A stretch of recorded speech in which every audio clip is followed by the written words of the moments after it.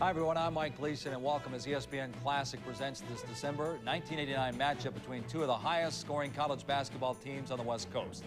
Paul Westhead's high-octane Loyola Marymount Lions and the Oregon State Beavers led by All-American candidate Gary Payton. Oregon State and Loyola Marymount each featured legitimate NBA prospects in Payton and Bo Kimball respectively. But both the Beavers and the Lions were adjusting to life without important pieces to their puzzles. For 5-1 Oregon State, the season was year one without longtime coach Ralph Miller, who retired the previous spring with 674 career wins. Meanwhile, Loyola Marymount was without power forward Hank Gathers, who collapsed during the December 9th game and hadn't been cleared to play by team doctors. Miller, who recruited the likes of Payton and A.C. Green to Oregon State, won 4 Pac-10 titles and led the Beavers to 8 NCAA tournaments during his tenure in Corvallis. Later, we'll flash back to Payton's rookie season in the NBA, and coming up, we'll relive the tragic events surrounding the death of Hank Gathers. But right now, let's watch this 1989 battle between Oregon State and Loyola Marymount right here on ESPN Classic.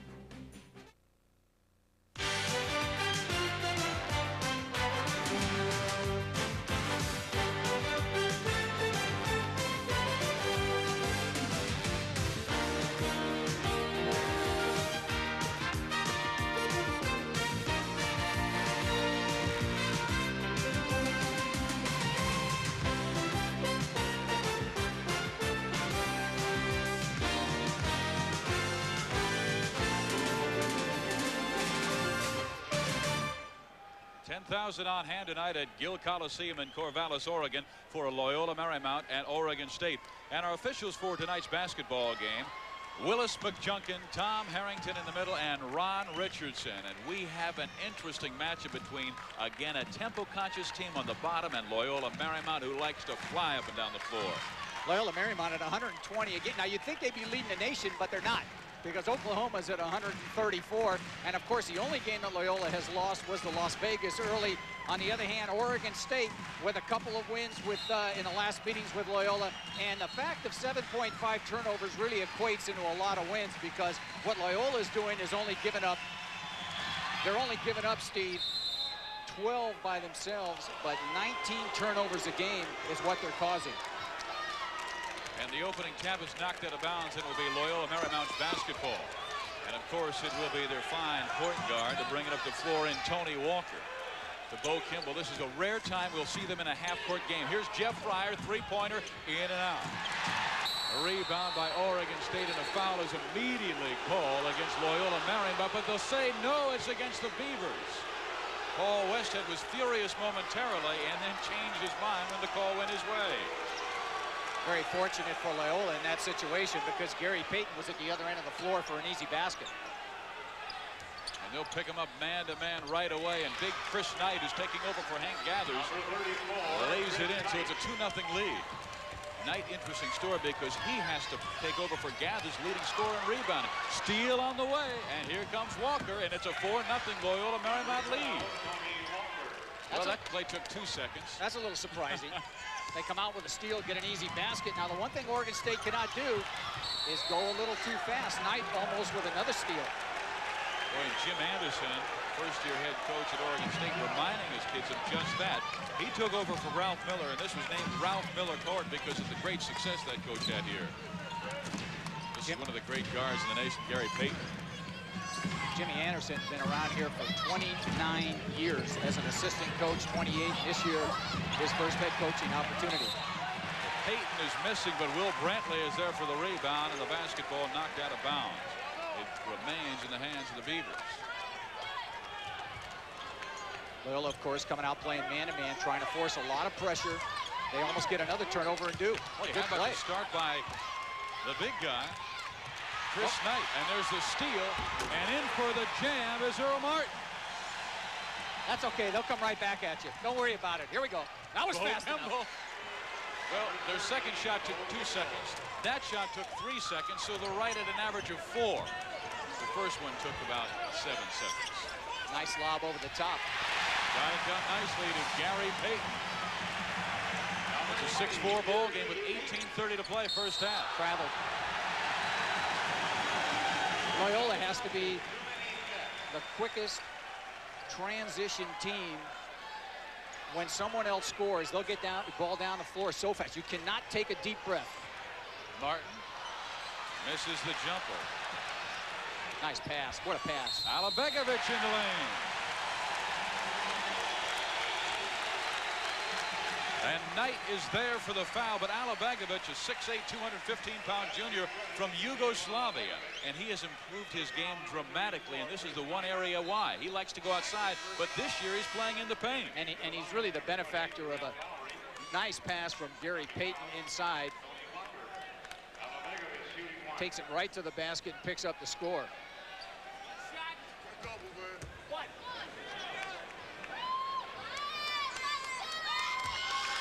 This is not a good free throw shooting team, just 58% of the year, and Alabegovic at 56%. Right there, you see why. But the rebound off to Alabegovic, who powers it up and in. Without gathers down low, they lose their interior defense. But Fryer will drive and score and have a chance at a three-point play. What a play by Fryer. Switch hands, going to the basket. They like to line them up in the corner because they want penetration. They want Fryer to shoot the three-pointer. Instead, he takes it right to the basket. Gary Payton with the foul, Fryer with the score. He's some kind of player. You know, he's a better shooter from the field than he is from the line. 52 from the field, 50 from the line, but he nails this one. Again, he has been out the last 4 games when he broke his hand, or a bone in his hand, against Reno. And this is his first game back. Payton underneath, great pass, and there's the layup. Pretty play to Will Bradley. A steal by Payton. And he scores. And the Beavers lead by 3, biggest margin of the game, and Gary picks off another one, but a foul is called. And Anderson is furious. Can't afford to lose that man. Now Payton has to play under a little bit of control because he's picked up his second personal foul.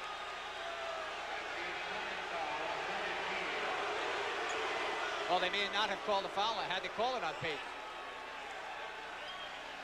There's the reach in. That looked pretty good.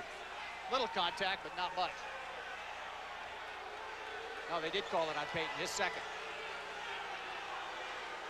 So it'll be Loyola Marymount basketball out of bounds, and Anderson still complaining as his star player. 2 fouls in the first 2 minutes and 15 seconds of this ball game. I think you got to look to move on him a little bit if you're Loyola, but they don't. That's not their style, Steve. I mean, don't set it up and try to get. Here's another steal. This guy's had about 3 steals. Nice. Chris Knight with his 3rd steal. Like Dan said, and down low comes Loyola Marymount. And Bo Kimball missing. His return, though, is right there. Terrell Lowry is in the game as well, number 20. An outstanding score from the East Bay and San Francisco. Played at Oakland Tech. Payton outside. No, that was Earl Martin. And Loyola Marymount is stepping on the baseline. It was Bo Kimball trying for the save. Beavers up by 4 at 15-11. Of course, face guard all over the floor, trying to double up. Oh, that was a walk. Good call. Travel. Willis McJunkin, can't complain about that one. And you know, Payton has had some great games this year. 5 great games, 1 not so great, where he scored only 10 points and had 3 turnovers against Memphis State.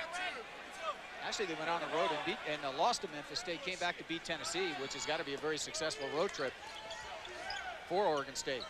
Now Oregon State going to show a little zone. That won't bother him. Long jumper. Lowry can't make it go. Goes inside, but a turnover against Loyola Marymount. And to be called against Per Steamer. Got to go straight up with that one. Here. Payton struggles, breaks the pressure, right side, beautiful play by Will Brantley. And that is what Payton does so well that the NBA scouts like. Drive and dish off.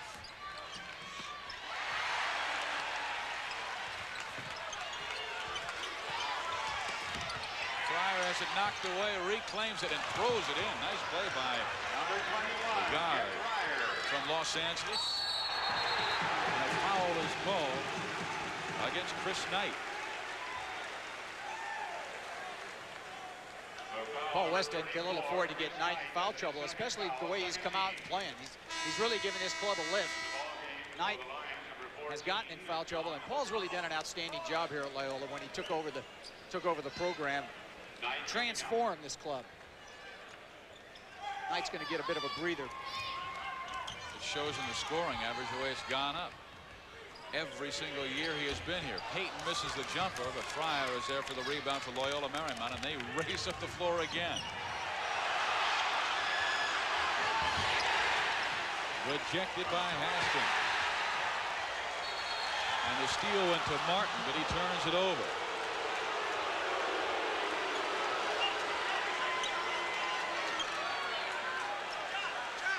I thought that was good interior defense that time.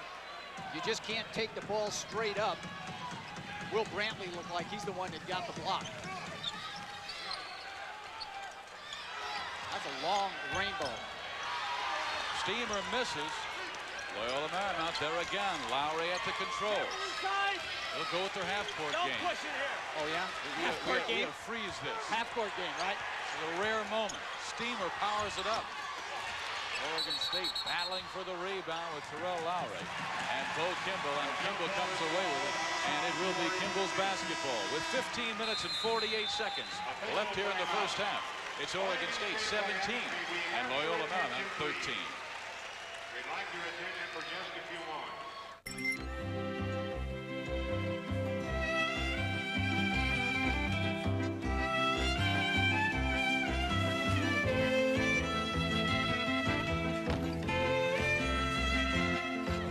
Priority mail from the U.S. Postal Service offers such low-cost shipping, you'll have enough left over to treat yourself. Spare change. Brought to you by the United States Postal Service. What would happen if an SUV were raised by a family of sports cars? Zoom, zoom. Zoom, zoom, zoom. Ha. Zoom, zoom, zoom. Yeah, zoom, zoom, zoom, zoom. Zoom, zoom, zoom. Yeah, yeah, yeah. The 200 horsepower Mazda Tribute. The SUV with the soul of a sports car.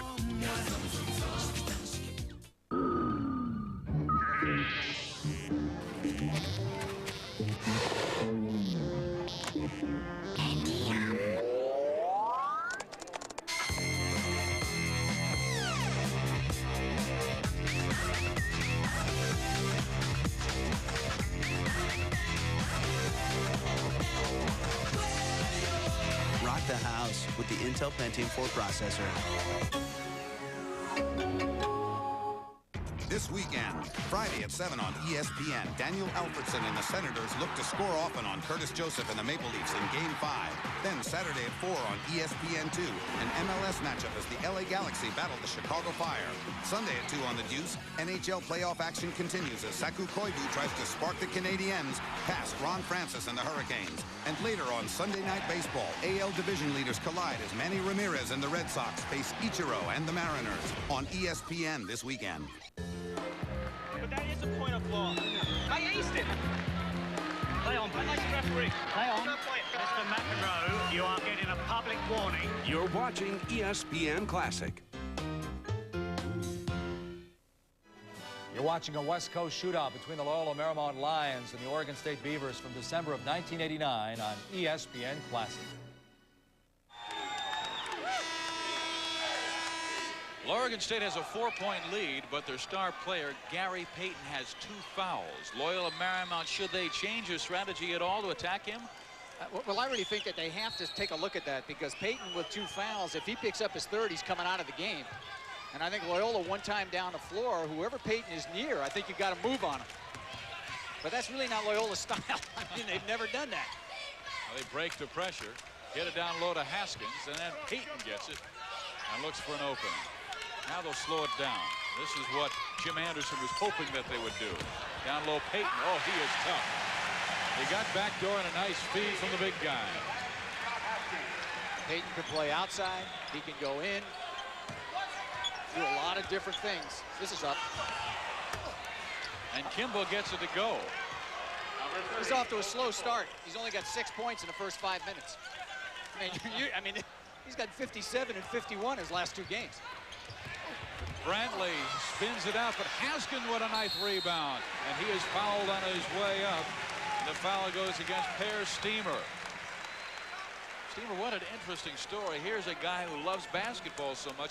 As you see him on the foul here, number 4, he's a guy who plays a game at Loyola Marymount, flies to Sweden to play in one of their national games, back to the States, plays in another game, back to Sweden to play in a game, and then back here to play for Loyola Marymount.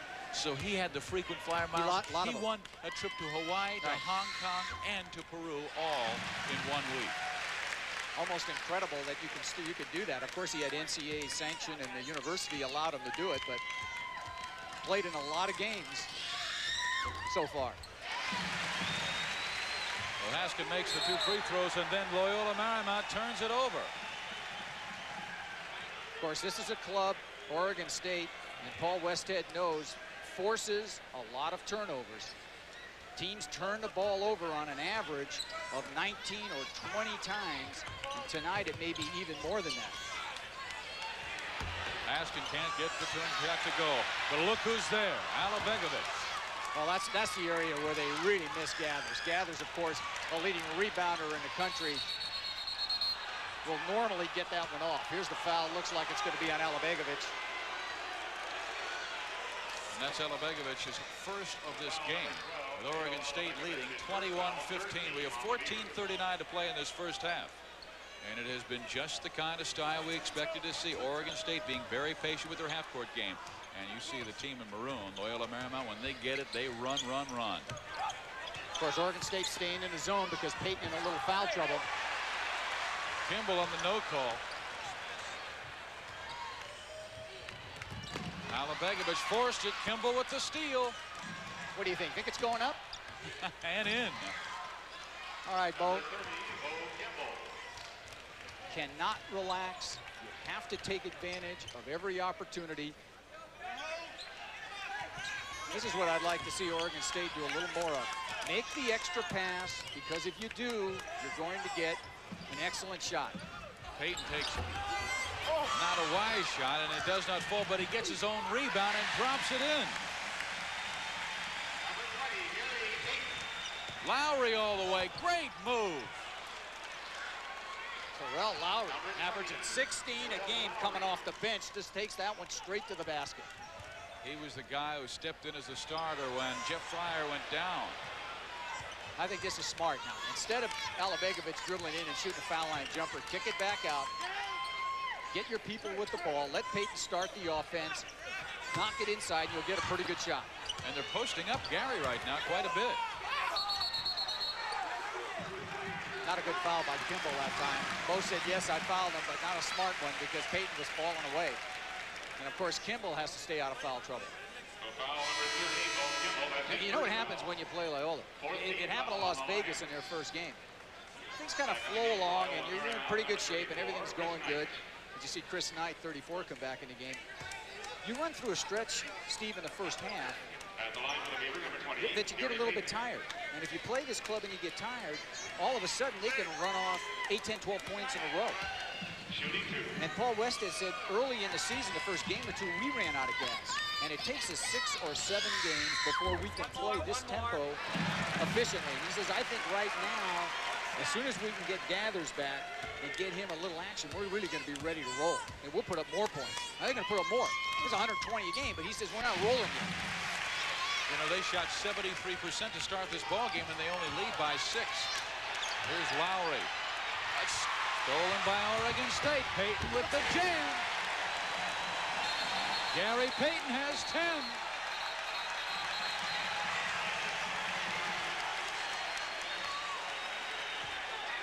Paul Westhead unhappy. He wants an explanation from Tom Harrington. It will be... Well, I'll tell you what he wants. I'll tell you what he doesn't want.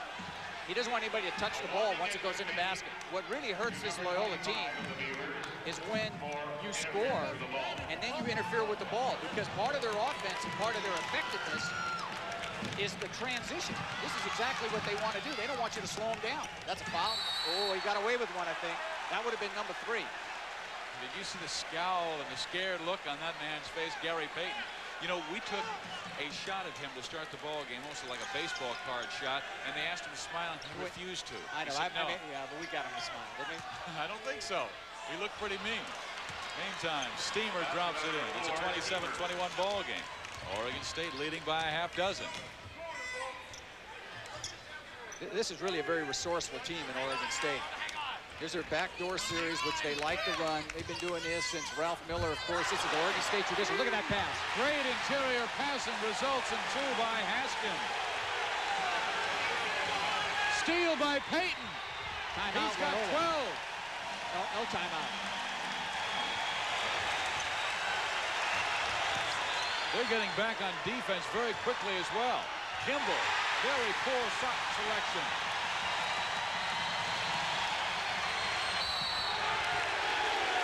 And a foul is called on Tom Peabody. All of a sudden, Loyola Marymount losing the cool, and it's Oregon State who is pushing the ball up the floor. It's resulted in a Beaver 10-point lead.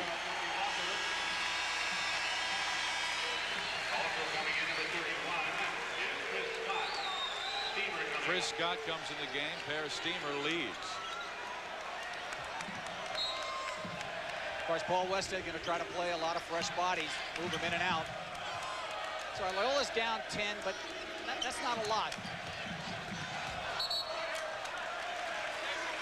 Haskin tried to dump it off to Earl Martin, or Will Brantley was posting up down low and couldn't find it. It was last touch, though, by Loyola Marymount.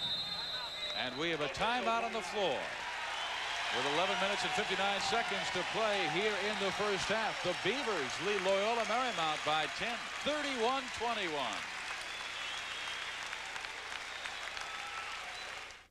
Sorry, I got that receipt in here somewhere. Driver's half, and Tony Walker is at the free throw line trying to complete a three-point play. Loyola Marymount was down by 12 points at one time. We have a lane violation against the Lions, so they'll turn it over. Looked like Paris Steamer was in the lane too soon. Can't move once you're in there. Well, gives Loyola an opportunity to get in their press. A lot of face guarding. And almost a turnover. Martin with the save ahead to Brantley. Well, this guy is a great story. He has had 3 outstanding games. Of the last 3, he's been averaging 20 points per game in each of the last 3, Tennessee and Memphis State, 2 of those, and then against Gonzaga, he had 14. Payton, very quick shot. 38-31. Oregon State by 7. Good pass by Fryer on the kick out that time. Payton looks like he can get that shot anytime he wants. All he's got to do is dribble into the paint, shoot it. Trying to set a screen for Fryer, but boy, I tell you what, Brantley's doing a nice defensive job. And this time we have a whistle. Violation against McIntosh, away from the basketball. Not a shooting situation. Jimmy Anderson, of course, doesn't like the call. Well, you wonder how a guy can go from assistant coach for 28 years into the main job. You just do it, Steve. October 15th came around, and he called the kids in and really jumped on them for reporting out of shape. And he said, hey, I'm the new boss. Chris Scott travels with the basketball. Oregon State takes over with an 8-point lead. It's that easy. You just take over. Just do it. Well, look at the teacher he had. Oh, boy, with Ralph Miller for so many years. And, of course, Ralph left this club, actually a very good club on the floor. He could have probably coached another year, but wanted Jimmy Anderson to establish his own identity. And he did not leave the cupboard bare. No, he didn't. You think that's a real credit to the man, Ralph Miller? Absolutely. He's a class man, and, of course, in the Basketball Hall of Fame, deserves to be there. 11 turnovers now on Loyola Marymount. Well, that's there all the time. Askin can't get it to drop. McIntosh on the return misses. But a foul is called against the Lions' Chris Scott. You just kind of wonder how long they can keep Bo Kimball out of the game because, of course, Bo really helps on from the offensive rebounding end. There, Haskin just really didn't square up, and McIntosh not able to get the follow. There's the foul over the top. Well, you wonder how much Scott goes to the sideline. They misgathers. Here's a guy who scored 34 and grabbed 17 against his club last year, and they still lose by 10. But they also played last year without Bo Kimball, who was sidelined with a knee injury. Played the year before that without Bo either. So in this series, is McIntosh not close? with that free throw. Well, we're waiting for Kimball to heat up. He has 12 points, but when you have 51 in your last game, well, and then 57 in the exhibition against Athletes in Action. What were you waiting for? And I was waiting for him to score, but you know, it's only been 6 seconds. I know you've been in the game 5 or 6 seconds. So he's got 14 now. We've got 7.5 to play here in the first half, and Kimball will go to the free throw line and try and make it 15. Kimball, an excellent player with his back to the basket that time. Maneuvers his body and then gets the ball up on the glass and gets the rim. McIntosh picks up the foul. That's why Kimball's such a great all-around player. He can play outside, he can play in, he can do a lot of different things for you. And he and Gathers knew each other so well, played on the same high school team, and were just terrific stars. Won the state championship in Pennsylvania. Of course, out of Dobbins Tech in Philadelphia. In fact, the last time both of those players played on his floor and won was when they were at USC as a freshman. USC came up here, and in fact, it was Stan Morrison's last game. They won 65-60, and Gathers and Kimball were both freshmen. What a team that was. And then you had Tom Lewis, who's at Pepperdine. Down low, they get it to Earl Martin. Cannot trail coming across the middle that time. Peabody playing behind a nice. Look where Peabody is. You got to beat the man to the spot. Anytime you trail, that's the result. Martin gets the pass, puts it in. And you know, a lot of people don't think Loyola Marymount plays defense. They feel that, hey, let him get the ball, let him score, and then we'll get it back and score. Well, I think this is really Paul's one of his better defensive teams that he's had. Then this club will come out and play you hard. Just because they score a lot of points doesn't mean they don't play defense. Well, that's all the way down the middle. Pick them up, somebody. Kimball's got 17. And his average is 31, second in the nation behind Georgia Tech's Dennis Scott. Gary Payton has it stripped away, something you don't find very often. And a traveling call goes against Terrell Lowry. Well, they get you playing faster than you want. That time, Payton came down. They stripped him from behind, but couldn't convert going the other way. Earl won't get Kimball. Cavill saw a lot of playing time, number 4, Steve, when he was a freshman and a sophomore, but this club is recruited well. There's the over the top. Come down with it, no call. And it shouldn't be any call. Just didn't get the handle on it. Was trying to go for the alley-oop. Cannot make those lateral passes. Peabody almost picked it off. It's hard to stay in your motion for a long time because you get a lot of opportunities to take it right to the basket. Payton's got 20, and he is putting on a show. His career high is 41. Here's Lowry on the other end. 44-38. Beavers by 6 with 6:17 to play. Brantley. Over the top. Ooh, you bet. You got to stay away from that. Either get the good position or just get back on defense. That's what you call an automatic. And Tom Peabody will go to the Loyola Marymount sideline. Referees will call that foul 100 times out of 100. Peabody sits. Knight and Walker are back in. You know, if he makes these free throws, a 4-point game. I mean, if you hadn't looked at the score, let's say you were kind of sitting here and looking down and looking, you would kind of think that Oregon State was ahead maybe 12 or 13. You can never get comfortable with Loyola Marymount, can you? UNLV was up by 20, and then all of a sudden the Lions come back and make it a game against the #1 team at that time in the country. Alan Celestine, number 40, will come in the game. Give Brantley a little bit of a rest. He was the first guard off the bench last year to spell Gary Payton and Eric Knox. And they like him very much. Yeah, Knox is the only guy really they lost here. Fryer off to a bit of a slow start with 6 points, but a good mechanical free thrower. And he's somebody who's going to bring up that team average when he starts to play a lot. Cavill to Payton. Again, they break the pressure. 2-on-1. There's the alley-oop, and they went over the back. And oh my goodness, down hard goes Carl Anderson.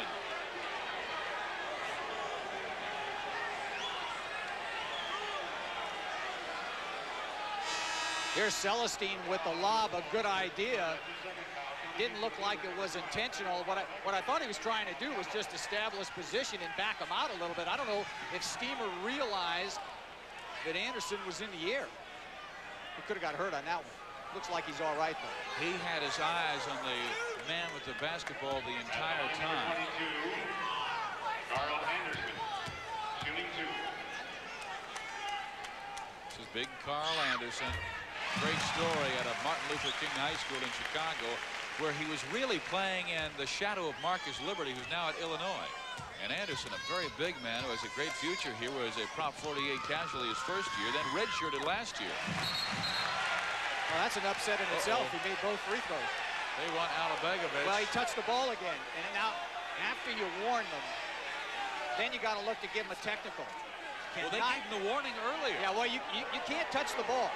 Well, that's really the second time they've warned Oregon State not to do that. And I thought there was a little shove by Steamer on Alabegovic. So Sweden and Yugoslavia almost going at it. We got to get the United Nations in here to straighten this baby out. Look out. Here we go. Bo Kimball. Ooh, I love it. Yes. Oh, give it to him. No. Oh. That was the NBA. That was too pretty. That's kind of like I didn't see it. Give him that one. Gary Payton. Oh, he is so smooth.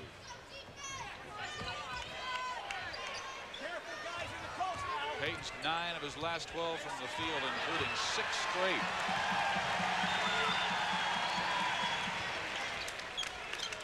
Patience offensively. Post up inside because Loyola will play behind. There it is. Turn and face. Oh, they had good ball movement that time, even though they missed his shot. Surprising he didn't shoot it. Anderson's got to look to shoot that one. No speed there. How about that? Was that quick enough? Come on. Good interior passing by Walker, and Kimball's got 19. Yeah, you said he was off to a slow start. He heard you. He got 19. He has shot the ball, of course, every time, the last 3 times down the floor. And that is not being selfish. That's just getting in the right people's hands. Well, with Gathers out of the game, Kimball has to look to score 50.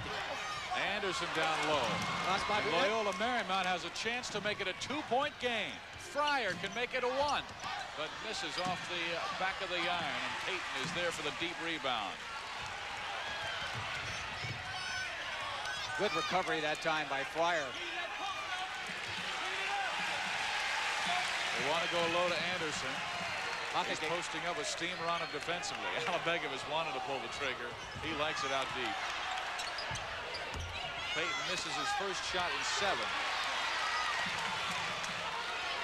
Steve, I really think you can see a difference without Haskin in the game for Oregon State. They're not dominating the middle like they were. That's a good screen out by Per Steamer. He just didn't hold on to the ball. OSU basketball. Well, the Lions, after really getting out of rhythm in this game, have come back strong, cutting the lead to 4. Per Steamer that time fundamentally made a good play. He just couldn't put his hands on the ball to grab it. Oregon State getting many opportunities this time down the floor.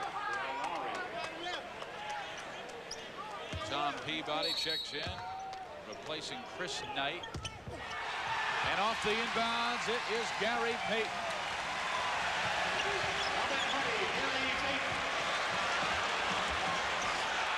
Steamer in the lane, misses the shot. Here comes Oregon State. Chance to push it out to an 8-point lead.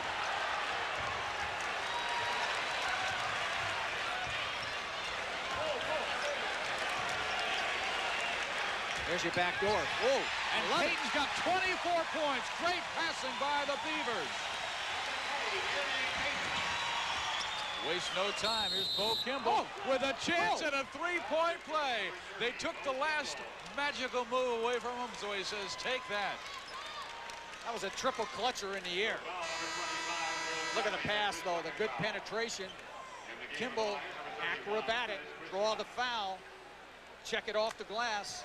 Count it. One shot. One shot, gentlemen.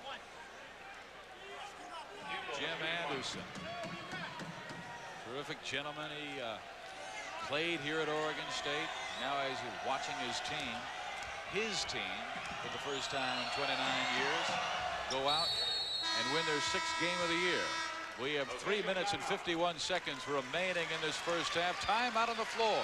Oregon State 50 and Loyola Marymount 45.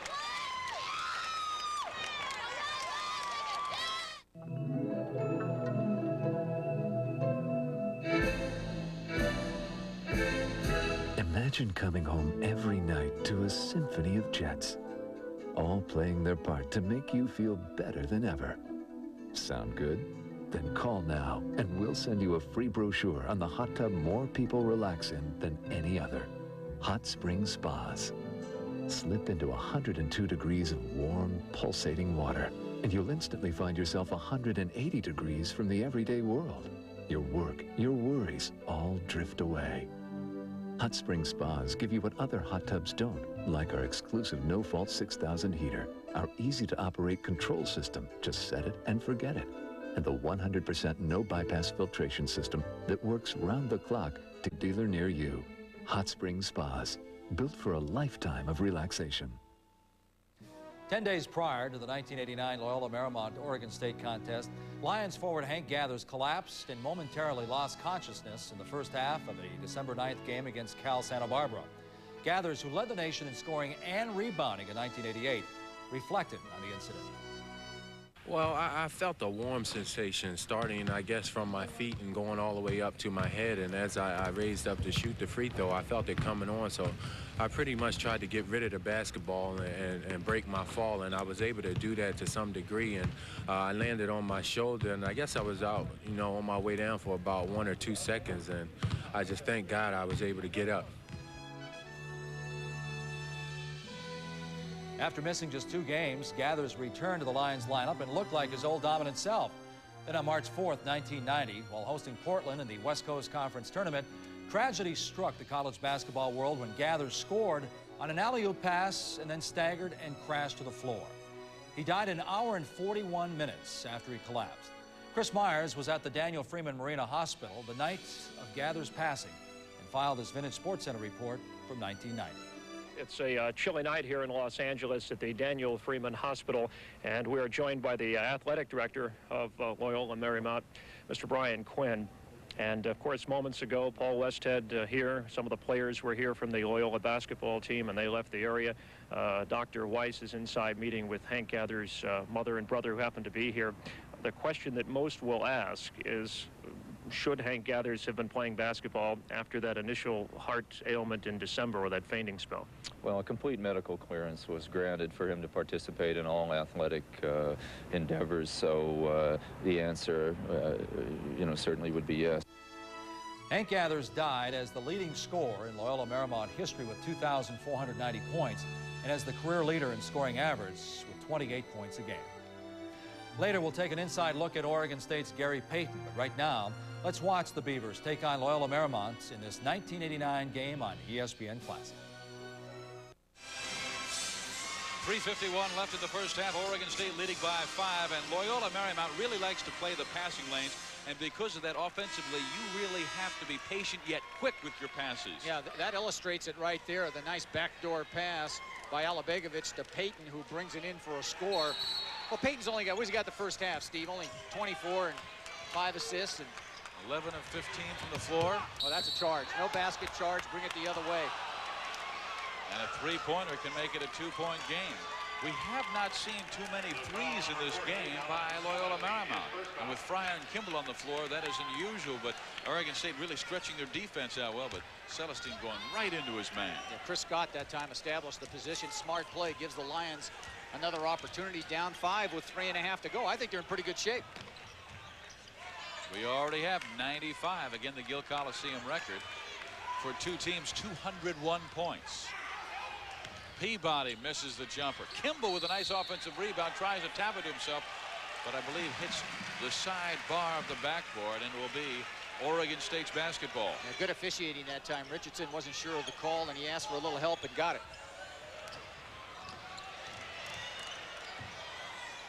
That's a good idea to back it up. You don't need to shoot it real fast. What you need to do is have your patience and make sure you get the shot you want. This man with the ball is a good idea. Oh, because of the play, it's his number, just backs into 2 defenders and just turns it, fires it in. He's got 26. Well, you said he might get 50. Oh, it is a long jumper. Lowry. That's a 3, and it's a 4-point game at 52 to 48. I like Lowry. I like Walker. Walker really gives the Lions an element they've been missing since Corey Gaines was here a couple of years ago. Walker's a penetrator. And he really has done a good job. Wouldn't he make a great defensive back? Gary Payton, free safety. He's going to make a good NBA player. He can make a good NBA player. And I think Payton's going to go very high in the draft. Jimmy Anderson says, I don't think he's just one of the best. I think he's the best player in the nation. And he's sure proving it tonight. He's got 26 points. Down low, Chris Scott to Bo Campbell. And Campbell does it again. He's got 24. You said he was off to a slow start. Well, it is. He's at 57 and 50. Well, he's on pace for 50. That's what I'm saying. Yeah, 24 is not bad. Payton trying to go off the glass, but a foul is called on Scott, so Gary goes to the free throw line. Tough young man, as Paul Westhead looks on. Former coach of the NBA World Champion Los Angeles Lakers. They won 50 games his first year, goes 57 wins his second year, gets fired his third year. Payton, for such a great scorer, is not a particularly good free throw shooter. He gets that one down. There's one area I think Gary can look to improve. He's shooting about 53% from the foul line.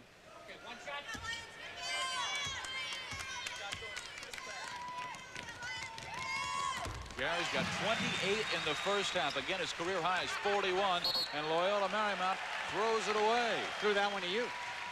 Should have grabbed that one. Well, turnover on me then. 54-50 our score. Scott back in the game. Payton to inbounds. Last time they tried this, Gary inbounded, tapped right back to him, and he laid it in. Loyola's still going to go man-to-man. Inside is there. Anderson backs his way in. Scores his first two. It's 56-50. Oregon State up with 2:08 to play in this first half. Well, if Lowry could move on Payton a little bit, take one to the basket, force Gary Payton to play a little defense, see if he picks up a foul. Instead, it was inside to Kimball. Martin picks up the foul.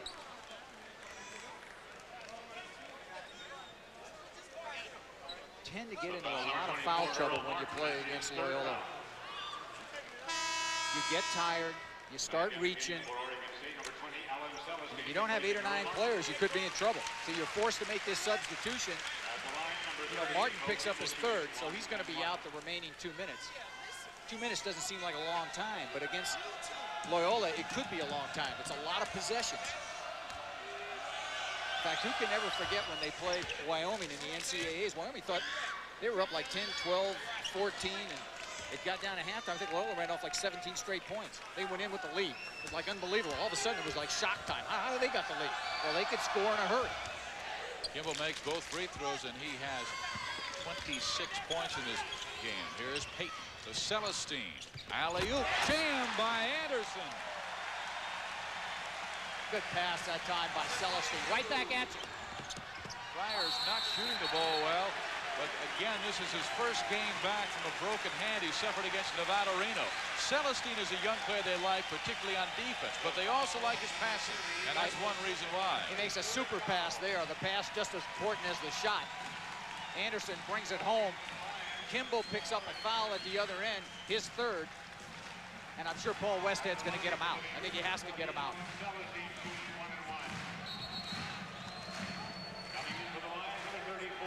And Paul will come out of the game with 1:45 to play before halftime. The Beavers leading Loyola Marymount 58-52.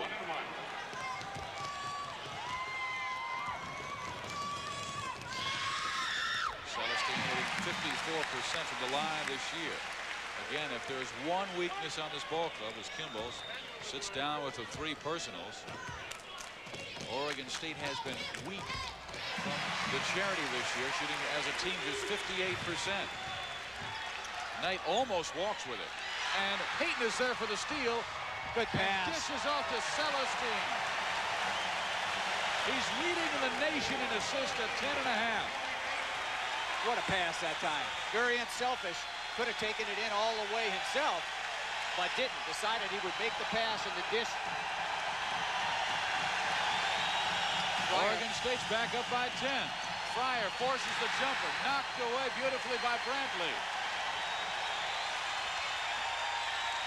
1:10 to play in the half. Oh, nice save by Will Brantley. And a foul is called on Terrell Lowry. And he is an angry man, but he did indeed kick Will Brantley down. Well, Chris Knight that time was caught. Look at those hands by Gary Payton. Well, I don't know why Knight had the ball there, but he did. Payton said, no, I think I'll make the pass. Celestine makes the shot, but Gary Payton very unselfish. Will Brantley, 1-1. They're going to put Kimball back in. It's very interesting. They're going to get Kimball back in the game with 3 fouls, but Paul Westhead sees this thing slipping away a little bit. Coming up at halftime, we'll have scores and highlights with Chris Fowler all around the nation and college basketball and update in sports news today. Right now, the Beavers leading by 11 with 1:05 to play. And at the free throw line, Will Brantley, he too is looking in the face of an all Pac-10 season the way he has started this year at almost 19 per game. It's the biggest lead for Oregon State, 12 points, 64-52. Lowry for 3. Fryer trying for the long rebound, and he went over the back of Celestine at the 51-second mark of this first half. Let's see if Oregon State takes a shot at Kimball now with 3 fouls. Of course, Loyola going to try to press full court. Now back it out. Now let's see who's Kimball guarding. Guarding inside. See if they go to Anderson, 22. I think it's important to take a look. The clock differential is about 6 seconds. Alabegovic, nice move.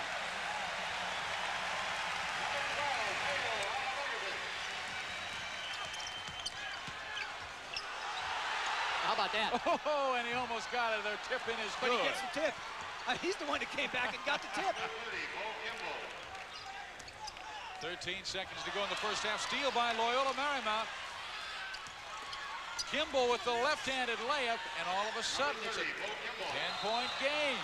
66-56, and Loyola Marymount forces another turnover. Oregon State had a 66-52 lead with 13 seconds, made 2 consecutive turnovers. Kimball picks up, he's got 30 in the first half. Oh, man. Willis McJunkin I think it's the other way. I thought the ball went off of Oregon State. I didn't think the ball went off of Loyola. It was their pass. That's why I said it was their turnover, and Tom Harrington pointed that way from the start. That's why he came over to Willis and said, wait a second.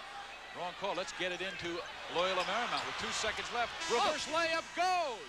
And the Lions, as their theme has been throughout Paul Westhead's career, they score quickly on the inbounds. And they go to halftime just down by 8 points. They scored 6 points in the last 13 seconds. Here, Terrell Lowry takes it to the basket. Look at this reverse. Brantley guarding, but it doesn't matter. Lowry all the way under and makes a tremendous shot.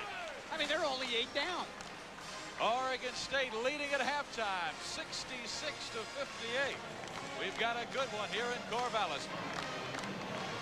In Corvallis, Oregon, where we're awaiting the second half between Oregon State and Loyola Marymount. The Beavers right now leading by 8 points. And in the first 20 minutes of this college basketball game, we've already seen 110 shots, 85 field goals, 25 free throws, and both teams shooting pretty well. 60% for Oregon State and 57% by Loyola Marymount. I think it's been a well-played half. A few too many turnovers for Oregon State. But look at the steals. That's a lot of steals by a team, by both teams in the first half. Of course, it's a kind of action that goes up and down. So Loyola came out gunning. Oregon State, on the other hand, with patience, I think can really hurt this club. Well, thank you very much. Saying hello to Bristol, Connecticut, and the world. As we're enjoying this basketball game that Oregon State right now leads over Loyola Marymount 66-58. And we were talking about the Gill Coliseum scoring record. It is about to go down. It is 201 points, and we have 66-58 right now. Kimball with 28, Lowry with 9, Walker with 6 for Loyola Marymount, and Payton with 28 to go with 7 assists. His career high in assists is 15. Again, his career scoring high, 41. He did that last year against Washington State. Loyola Marymount basketball to start the half. A chance to cut it to a half dozen. They were down by 14 with just 13 seconds left in the first half. Now it's an 8-point game, but Fryer turns it over. Payton on a 2-on-1. He has 30 points. And the Beavers go back up by 10. Here's Fryer. Well, he is way off in this ball game. And the hand really might be bothering Fryer. Fryer has missed some shots he normally puts down. It's not going to bother him, though. I know he's going to keep shooting, but of course he broke a bone in his right hand. Well, you should have seen Jimmy Anderson jump up when Will Brantley took that last shot in about 5 seconds. Anderson is up, stomping his foot, and really upset at Will. Yeah, that's playing right into their hands. Here's another block shot. Bring it right in and knocked out of bounds. It's Loyola Marymount basketball, 68-58 a score. Steamer. Good outside shooter. Now they need him to get going. It's only his 5th point of the game. Alabegovic, young man from Yugoslavia. Yeah. Almost made the Olympic basketball team last in 1988.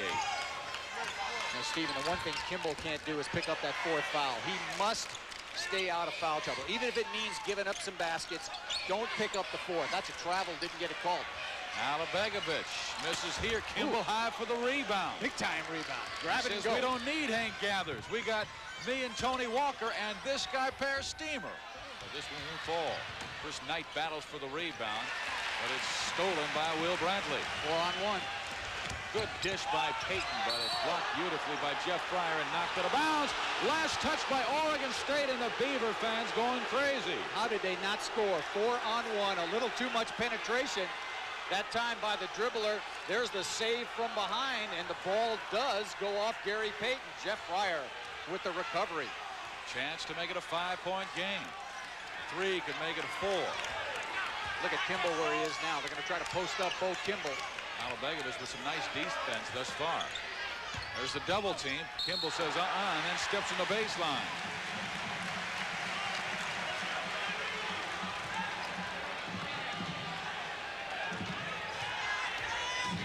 But Payton very smoothly breaks the press.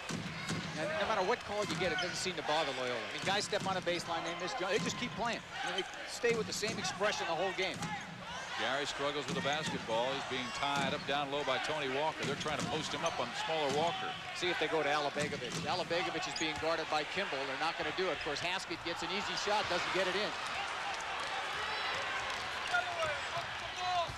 Walker all the way, can't score, and Brantley high for the miss. Great pass.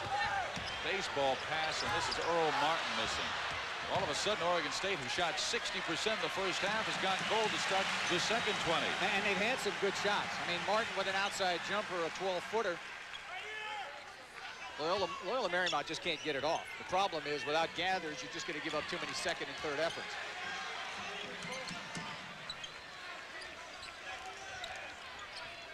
Gathers again had to undergo tests again today. And he's watching this ball game on ESPN back in his home in Los Angeles. And a pushing foul goes against Oregon State Scott Haskin. Jim Anderson looking at the clock. It says 16:53 to go in this ball game, and his Beavers right now leading by 7.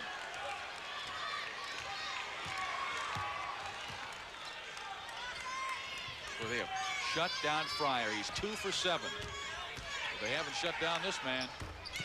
32 points. Is he good with his back to the basket? You can tell he posted up in high school. Try to get him to front the ball here in the college ranks, and he's done it beautifully, made the adjustment. Now I think they got to go inside. Throw it in there. I think Alabegovic has to call for the ball. Payton instead says, I want it. And here comes Loyola Marymount with the basketball. Knocked out of bounds, but they say keep it with the Beavers side. 68-63. Oregon State led by 14 at one point. They are now up by just 5. And Tom Peabody checks in, replacing Chris Knight. So they go with that small lineup with nobody taller than Per Steamer at 6'7". Everybody else is about 6'4". Oregon State really got off to a slow start this half. I think they're 1 for 8, and they make a turnover. Peabody, solo, missed. Good follow. Don't ever anticipate your teammate will make a breakaway. And Kimball did it nicely for his 31st and 32nd point. Last year, Alabegovic would have taken that shot. Instead, he turns it over. Little frustration. He thought Peyton was coming to the sideline to accept the basketball, but instead it went right by him. And Jim Anderson wants to talk things over with his Beavers. They lead by just 3.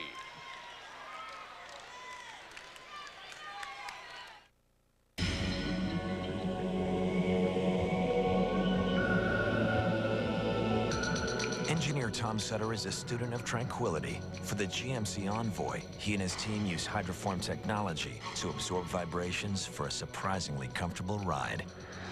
They also gave it 270 horsepower. They want you to feel relaxed, not fall asleep.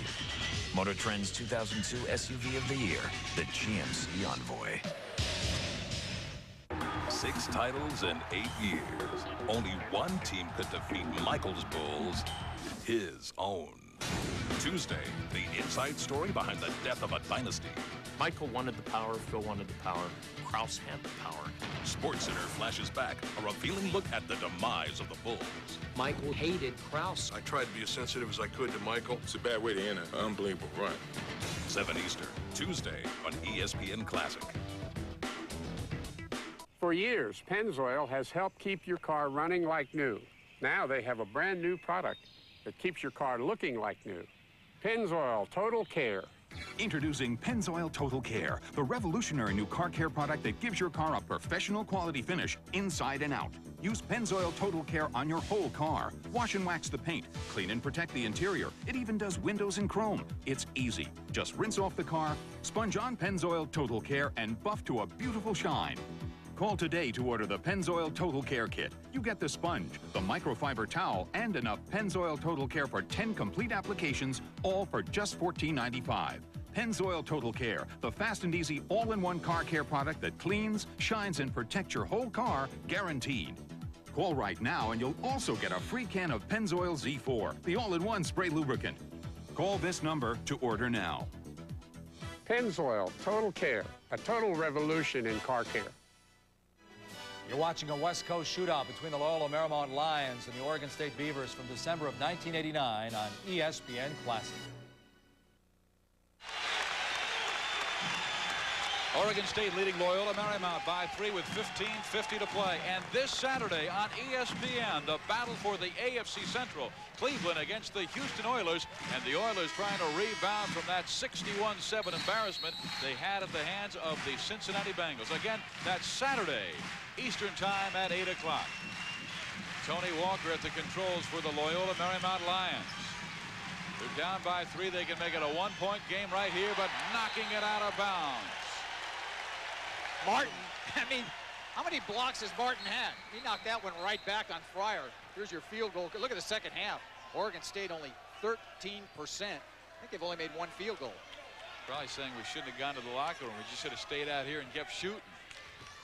Kimball off the inbounds, misses, but he is fouled and will go to the free throw line. Now you play that out of bounds man-to-man as Oregon State did. Bo Kimball had the ability to get inside and get it up. Haskins picks up the foul. That may be his third. Should at least be his third. I'll tell you what, Paul Westhead has to be so proud of the way his guys are playing. This is a ball club that comes on the road, Gill Coliseum, where this team just crushed Arizona a couple of weeks ago, and they're playing without their star Hank Gathers, who led the nation in scoring and rebounding, and they are within 2 points at 68-66. Kimball's got 33 now. Again, his career high 51. He did that in his last game. Well, he did get 57 against Athletes in Action, but of course that game does not count on NCAA statistics, and that was only Haskins' second foul. I thought he had 3, but picked up the second. It's kind of on a roll. I mean, wouldn't you say? Well, there's Brantley down low, and again, when they go to that half-court game, they just run it so much nicer. A little more patient. Here's Steeman. Got it. 3-pointer. And all of a sudden, it is a 1-point game, 70-69. Brantley, he would have taken that shot earlier, but Anderson really jumped on him about that. What happens is, of course, who's the person that made the pass, and it was Peyton. You want Peyton with the ball. So what Loyola would like to see happens is let's Peyton give up the ball and let one of the other guys shoot it. The foul goes against Haskins. And all of a sudden, Loyola Marymount with a chance to take their first lead since early in this ballgame. Remember, they were down by 14 points, so Haskins sits down with 3. And that really helps Loyola, big guy out of the game. Jeff Fryer also came out. Fryer really hasn't got it going. Lowry's played so well recently. Watch the fadeaway. He may go up. It's going up this time. Good fake. Oh, a pretty move. And then the tap in by Bo Kimball. Well, he got in position so quickly. Everybody's watching. I mean, you cannot relax when the ball goes up on the glass. Tony Walker that time will pick up the foul. Loyola has the lead. 71-70. Again, they were down by 14 in the first half. With 13 seconds to play. I'd say those last 13 seconds may have really hurt this Oregon State team. You check the totals to see what they've been outscored since that time. This is Payton all the way. Pretty shot from the corner by Will Bradley. Set up by Payton. He's double figures right now with assists and then knocks the ball away. Good anticipation that time by Gary Payton. Tony Walker trying to penetrate, draw the defense, and then kick the ball out. See how they spread? Loyola will spread the floor, try to get a little penetration. They're trying to isolate Bo Kimball one-on-one inside and put the other 4 on the perimeter. And Alabegovich is fronting Bo Kimball. See, there's the penetration and the kick. Peabody again was tied up beautifully by Earl Martin. Good recovery by Loyola that time from offense to defense to slow the break down. Oh, that nice play. Can he save it? Oh, and it will be Oregon State's basketball. Well, the fans here at Gill Coliseum have been put onto a show, and I was at the halftime talking with some fans, and they said, this is like a tennis match. They said, my head keeps going back and forth watching Loyola Marymount, and Oregon State just run down, up and down the floor. Almost like a volley in tennis. 13:28 to play. Payton puts it up. Not there, but look who's there. Big Carl Anderson. Beavers back up by 3, 74-71. Kimball for the tie. He does, but they say traveling against Bo Kimball. Doesn't bother him. I mean, that's one thing about Bo Kimball. He will not get frustrated. Yeah, you told me before the ball game, if he misses his first 6, doesn't matter. No big deal. No, he's going to shoot another 6. Lowry with the miss. Lowry all the way with a pretty shot. It's 74-73. Payton the other way with the beautiful layup. He tipped it to himself, and Gary Payton right now has 32 points. Again, his career high is 41. Steamer. That was a long jumper. How did Kimball get that rebound? And again, he stepped in the baseline. That's the 3rd time in this ball game he's been able to get low and then twist and step on the baseline and turn it over. Paul Westhead will send Chris Scott into the game. Westhead, one of the real true minds of the game, and hey, not just the basketball mind as well. As we take a look at his guard, Jeff Fryer, who has started off this second half like he did the first half, very cold. He's only 2 of 7. Celestine should back this one out now. See, they'd be playing right into Loyola's hands if he took that jumper. That's a good move to have patience to get into your offense, to get the right people with the ball. You got to guard him. Somebody should introduce himself to Celestine. Alabegovich, left-hand hook doesn't go. There's Lowry. He'll try and cut it to 1. And he will go to the line. Is he fast? I mean, that was end to end. Lowry showing brilliant speed. I mean, this is controlled. Payton picks up the foul. If he does, it's 3rd. He had 2 early. They say he was not in the act of shooting. No, it was before. That's a good call. Now he's got Fryer. He's got to get going. Well, they got it going right there. I mean, right now. Ties the game at 76. 12-16 to play. Just Fryer's 3rd field goal of this game. And first from 3-point range, he has 10 points. A lot of hand checking. Have to keep your hands off. Fryer with the hand on the back of Celestine. Is Oregon State spreading out their offense a bit more? Well, they spread it out, but that's not a good shot. I mean, you can't take that shot, although Celestine recovers. And Payton scores, and Gary has 34. Now that's a push-off. Good call. Terrell Lowry with the foul. And the Oregon State fans say thank you very much. And Lowry picks up his third. Oregon State right now leading the Lions 78-76.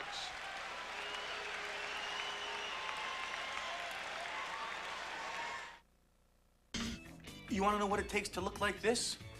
Devotion. I am an official devotee. You know who else is a devotee? Sports Illustrated is. You got to see what they gave me. Check this out. It's a personal CD player. This ain't no toy. This is a real CD player, and it rocks. I take this bad boy to work, to the park, even to the stadium. This CD player is loaded. It's got every feature out there. What more could you want? You want to get one of these babies for yourself? It's free with your paid subscription to Sports Illustrated. Just call the toll-free number and get 6 months of SI. That's 25 issues at a measly $1.59 an issue. I'd spend more on pretzels. Plus, use your credit card and they give you a free CD carrying case. And did I mention you get the personal CD player free? Free! Free! Free! I can't believe I waited so long to ask my doctor. It was just a couple of toenails, except they were all thick-like and yellow. I tried treating it myself from the outside. Nothing worked. So finally, I just asked him. You know what he told me? It's an infection. An infection? One that lives deep inside and under the nail. He told me about Lamisil tablets. It's a prescription medicine that treats it deep in there where the infection lives. Not just on the surface. Nails it from the inside out. And it's the #1 prescription for this infection. After 3 months of treatment, I saw clear nails starting to grow. I saved $5 just by calling for this free kit. Lamisil isn't for people with liver or kidney problems. Rarely, serious side effects on the liver or serious skin reactions have occurred, so your doctor may do blood tests. Other side effects, including headache, diarrhea, indigestion, and rash, were generally mild. Hey, you can't treat this yourself from the outside. You gotta see the doctor and ask him if Lamisil tablets are right for you. Lamisil tablets. Call now for your free kit and $5 savings. It's a day of the best action in Florida sports history, only on ESPN Classics. Ken Dorsey leads Miami to Rose Bowl glory over the Nebraska Cornhuskers in this year's showdown. Bobby Bonilla and the Marlins triumph over the Indians for Florida's thrilling first-ever series win. Florida State battles Virginia Tech for the national title in the 2000 Sugar Bowl. Plus, Sports Century profiles Dan Marino. Classic Florida starts at noon Eastern, 9 a.m. Pacific, Saturday, May 18th, only on ESPN Classic. After being named a unanimous first-team All-American in 1990, Gary Payton was selected by the Seattle Supersonics with the 2nd overall pick in the 1990 NBA draft. The brash Payton certainly didn't lack for confidence in his first NBA season, as Kenny Mayne explains in his Vintage Sports Center report from 1991. First trip down court against the Bulls, and Gary Payton delivers the perfect lead to Michael Jordan. This time in this game, Gary Payton had little to talk about. Verbosity was his thing at Oregon State, communications being his major. Payton talked opponents out of game face often enough to become an All-American and Sports Illustrated's Player of the Year. You know, most people just know me from on the court. That's where people think that they know me. You know, that college scene got me into that when I used to kick balls, throw gum at people, and, you know, that was just my attitude to make it to this kind of level. You know, that's the way I had to play because a lot of people was coming to gun for Gary Payton, you know. Payton's oral and physical undergraduate work made him the #2 career NCAA assist leader. Up in the NBA, the Payton posture is less talk and more rock. The Payton Star vehicle got going over rough roads, Oakland, California. But his father, Al Payton, was at the wheel, a strong hand in a neighborhood where the weak are wounded. The gangs allow athletes some consideration. Al Payton simply didn't allow his family to consider the temptations. I could scare him up. I had him afraid of me. He was afraid of what I might do. And I kept that image, and I would tell my teachers or coaches or whatever, if you're having a problem, just call me. Oregon State coaches didn't need to dial one. He was cocky, he was arrogant, and as you go to higher levels of play and more things are expected of you. So he grew up. Now that I made it, I don't want everybody to think, hey, that, you know, he's gone, he's not going to come back here and help this community. A scowl passes for a smile, his eyes dart like his dishes. One can't always get a handle on Gary Payton.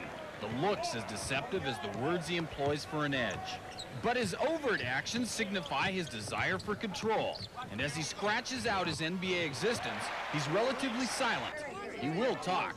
Right now, he's just catching his breath. Kenny Mayne for NBA Today, Seattle. The glove led all NBA rookies by averaging 2 steals and 6.4 assists per game.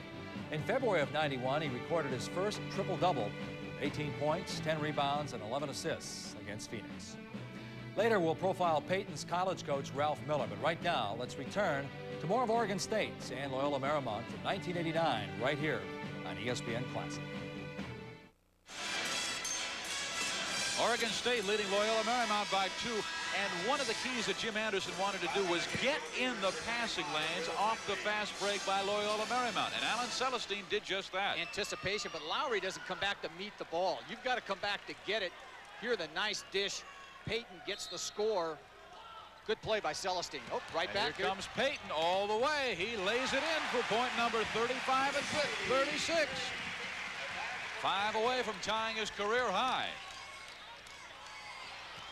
Bo Kimball, pretty move to his left, and then he is hammered down low by one of 3 people, and it looks like Teo Alabegovic will be the man guilty. I think he'd be dreaming about Bo Kimball tonight. I mean, Alabegovic trying to guard Kimball inside. He tried to establish position that time. It looked like it was Anderson over the back that picks up the foul.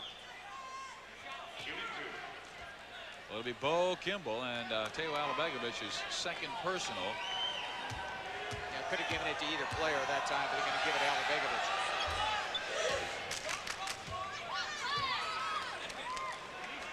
36 points for Bo Kimball, 36 points for Gary Payton. It's the old shootout at the Corvallis Ground. Kimball's got 37, so he is the edge, and his team down by 2, 80-78. Terrell Lowry going for the steal off the pressure. Both these teams really like the full court press, and Oregon State was hoping that their press would be better. Now they have been equal. You can call it a draw. That's the difference between the clubs. Oregon State will bring it back out. Loyola's going to take it right to the basket every time. It almost seems like Oregon State does not want to play this kind of ball. Peyton. Well, it takes a lot of talent to run your offense and not shoot the ball quickly. It takes a patience. Scott almost walked. Line drive shot does not go.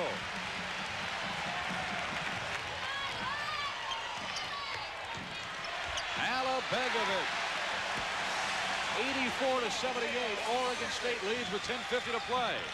Lowry to Kimball. Lowry got 39. Lowry with the dish. I like Lowry. Oakland Tech, he was the player of the year in the Oakland Athletic League, and they like to run and gun. So he's coming to the perfect place. That was a travel. Oh, I thought they might no travel, no call. Those southpaws are really able to get nifty moves because so many guys don't expect it. Here's Lowry way outside, making it an 86-83 game.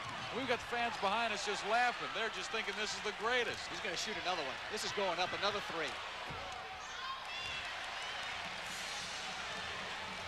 These fans are watching Loyola Marymount, and these are Oregon State fans, of course, but they're watching this game, and they're just having a blast watching it. They're kind of like astonished. Everybody's... I hope we win at the end, but boy, I'm having a good time. Oregon State looks like they're a little tired. Not much movement.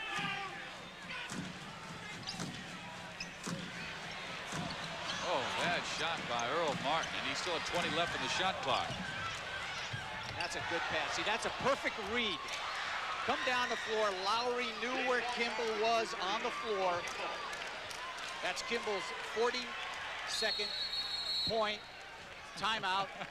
Oregon State, and they need one. And we are tied at 86. We've got 9:28 left here at Gill Coliseum. Timeout, Oregon State. Are you near a phone? Can you take down a number? Then call to find out about term life insurance at competitive rates from a respect. There's some great playing by Lowry to Kimball for the three-pointer. Unselfish by Lowry to read the defense, find Bo Kimball in the three-point area. And, of course, Kimball delivered.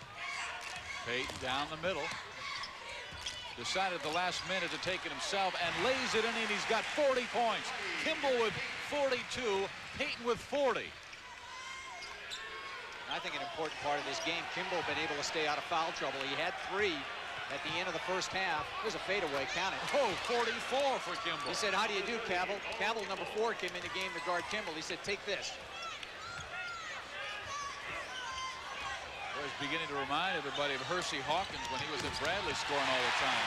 Laying it up and in. There's Earl Martin. He's got 12 points. Brantley and Martin have been quiet. It's mainly been Payton. And Lowry is losing it out of bounds. The last touch by an Oregon State Beaver, despite the Gill Coliseum crowd disagreeing. Yeah, excellent call by Tom Harrington. Reached around Gary Payton, did it, knocked the ball out of bounds. Cavill will come out. Well, that's a play they run. Now, see, he usually makes that shot. And he does here and gives the Lions a 1-point lead at 91-90. He's got 13 in the game. He'll start heating up. His average is 24. Martin, 2-on-1 break. They get it. Carl Anderson for 2. Beavers back in front by 1. Another jumper. He might get it going now. Barely misses here, and that strong man Carl Anderson is high for the rebound. Again, they apply the pressure. They get him in a mismatch. And that's not the shot that Jim Anderson wanted, but Carl Anderson on both ends of the floor has been terrific on the board strength. Foul called on Carl. Get back on defense. Crowd disagrees, but I got to tell you, he was moving as he got back, and he have to be set. Good call. I think the crowd got a little emotional. No question that's the right call. Kimball with the move. He was a little more stationary than I thought, but still the foul on Anderson. Beavers are leading by 3, 94-91 with 8 minutes and 2 seconds left, and Terrell Lowry will check back into the contest after he commits his 3rd personal. Paul Westhead removes him. So John O'Connell is out there, and Per Steamer as well. And Steamer off the baseline, missing. Alabegovic is there for the rebound, and in is John O'Connell with the foul. O'Connell, a 6'6 sophomore from Glenside, Pennsylvania. And Paul Westhead, who is a Philadelphia guy. He coached at LaSalle. Alabegovic throwing that elbow out a little bit. O'Connell picks up the foul. Only the 2nd team foul by Loyola. Peabody will come in for O'Connell. And what Paul Westhead likes to do, he's got a smaller team on the floor now to press on this out of bounds. Really better things you want to get into than Gary Payton. And they break the press. And this is Gary Payton out deep to settle down. Go to the half-court game. That's been our best offense thus far. Good kick out that time, and they get it right back inside. See who they get that foul on. I don't think it could be on Kimball. I think it has to be on Steamer. Steamer doing a smart play, putting his hand up that time to make sure they don't call the foul on Kimball. There's Alabegovic working inside, a little body contact. Now look at the block by Kimball. He got part of that. He sure did, and Steamer commits his 3rd foul. It's a 3rd team foul. The Beavers with 6. 1 more, and Lions will be shooting the basketball. Alabegovic, a 56% free throw shooter. He rattles in number 1, though. And it's 95-91. The Beavers up by 4. And the Gill Coliseum record, 201 points. They did it twice in one of those games back in 1971. Great game when Cal beat Oregon State here, 101-100 in overtime. Well, Alabegovic makes both, and the Beavers are up 96-91. And the Gill Coliseum individual scoring record is held by Pete Maravich, 46. Payton is close to that. Yeah, that's going to go away tonight. Mel Counts is their top scorer. And this is Jeff Fryer for 3. He makes it a 2-point game at 96-94. As soon as you think you're pulling away, well, they hit one of those trades. 7:10 to go. Nice jumper off the left side by Earl Martin, who's been quiet for a while. Nice Peabody, nice stick to a dunking Bo Kimball. And Bo right now with 46 points. That's a new Gill Coliseum record. Again, Maravich had the old one. Still 7 minutes to go. He's got 46. Puts on a little spurt, he may get 60. Payton's doing it himself as well. The personal foul is called. They should count the basket, though. Yeah, they'll definitely take that trade, though. Loyola Marymount, because that's Gary Payton's 4th personal foul. The basket good by Gary Payton. A foul, number 20. What a transition, though, on the last sequence by Loyola Marymount. Peabody to Kimball, who slams it. But for Gary Payton, he has just set a new scoring career high. He's a scowl on his face. He rarely smiles on the court. But I'll tell you what, he has had a marvelous game tonight. Yeah, if you count the basket, he sure has had a marvelous game. But if you count this hoop, here's the penetration, here's the position. He might have slid him a little bit. That could have gone either way. The foul, though, was called on Payton, and Pryor will get an opportunity to get those 2 points back. So 4 fouls on Gary Payton, and he stays in the game with 6:39 to go. Lions steal the basketball. Tony Walker races it up. Jeff Pryor got it again. 2-point game, 1-point game, excuse me. They call it a 3, 199. 6:20 to go. And Pryor really hasn't played particularly well. But he's made his he last. has in the last 5 minutes. Right. He's made his last, I think, 3 or 4 3-point. He missed 1. He's 3 out of 4 from 3-point range. Just a little penetration, no call. Carl Anderson, nice rebound, strong to the hoop, gets fouled. He'll go to the line to shoot a pair. Jim Anderson desperately in search of his 6th win this year. His only loss was at Memphis State. Gary Payton misses the short jumper. And then, of course, good offensive board work that time by Anderson, who tries to follow it back up and gets fouled by Tony Walker. Anderson will go to the free throw line. Not a particularly good shooter. Just 48%. At the line, number 22, Carl Anderson. 199. You know he's got to be a little worried, Steve. Well, who's that? The teams in the West Coast Conference. I mean, if you're sitting there and Loyola Marymount, if you're like Pepperdine or Gonzaga or USF, you're going, hey, they're doing this without Hank? Yeah, or Portland. You got to be saying now, wait a minute here. I mean, Gathers isn't playing. This is the 20th or 21st ranked team in the country. Take it all the way. Walker all the way, and he gives Loyola Marymount a 1-point lead at 101-100. Inside 5:50 to go. There's another steal by the Lions. And again, it's Tony Walker. They've worn them down. They're tired. And he travels with the ball, and Tony's really upset with himself. And he should be, because he had a man wide open on the baseline. You know what I like, though? He's upset, but Kimball's clapping. Nobody else is upset on this Loyola team. They have terrific demeanor on the floor. No one gets mad at each other. If you make a turnover, so what? Let's just keep playing hard. Payton with the ball. He's playing with 4 fouls. Martin with the driving layup to give the Beavers a 1-point edge at 102-101. And we have a new Gill Coliseum scoring record, 203 points. Paul Westhead wanted a charge that time and didn't get the call. Here's the penetration. Yeah, I think I'll just shoot it. Okay, that's fine. I won't kick it this time. Yeah, the 8-second shot clock was winding down. 103-102, Lions again by 1 with 5:10 to go. Loyola's average possession is about 4.3 seconds in this game. I blocked it. And a blocking foul is called on Terrell Lowry. That's his 4th. So Lowry has 4, Payton has 4, and Paul Westhead says, let's talk. He will with 5 minutes and 3 seconds remaining in this basketball game. A fantastic one we have had. The Lions leading the Beavers by 1.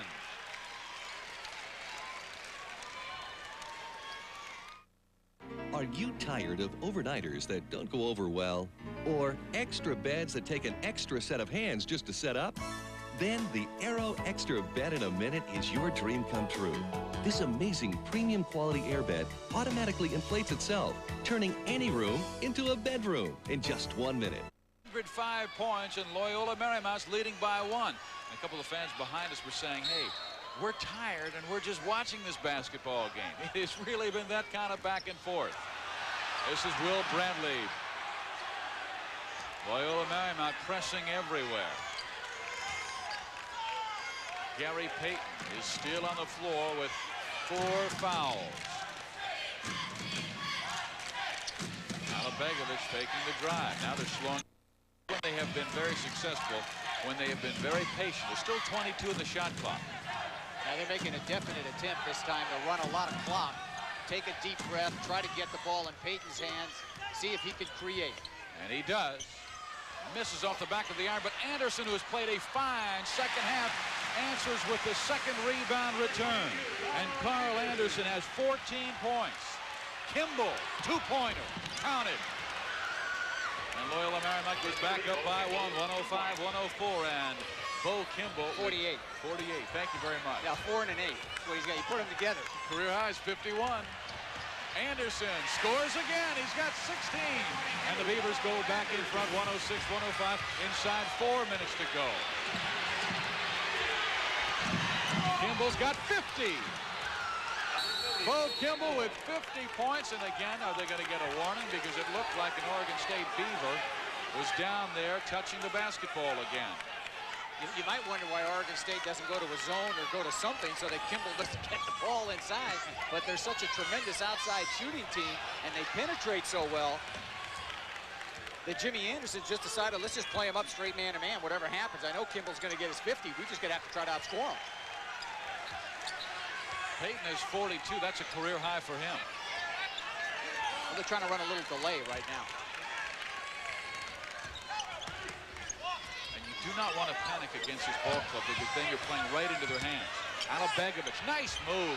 Misses the shot, though. Payton almost picked up an over the back foul. Here they go again. Watch Fryer.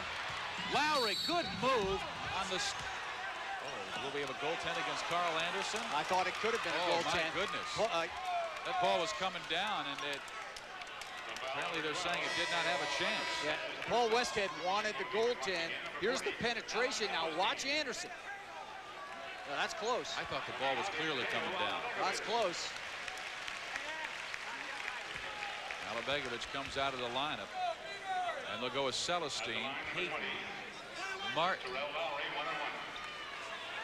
Brantley.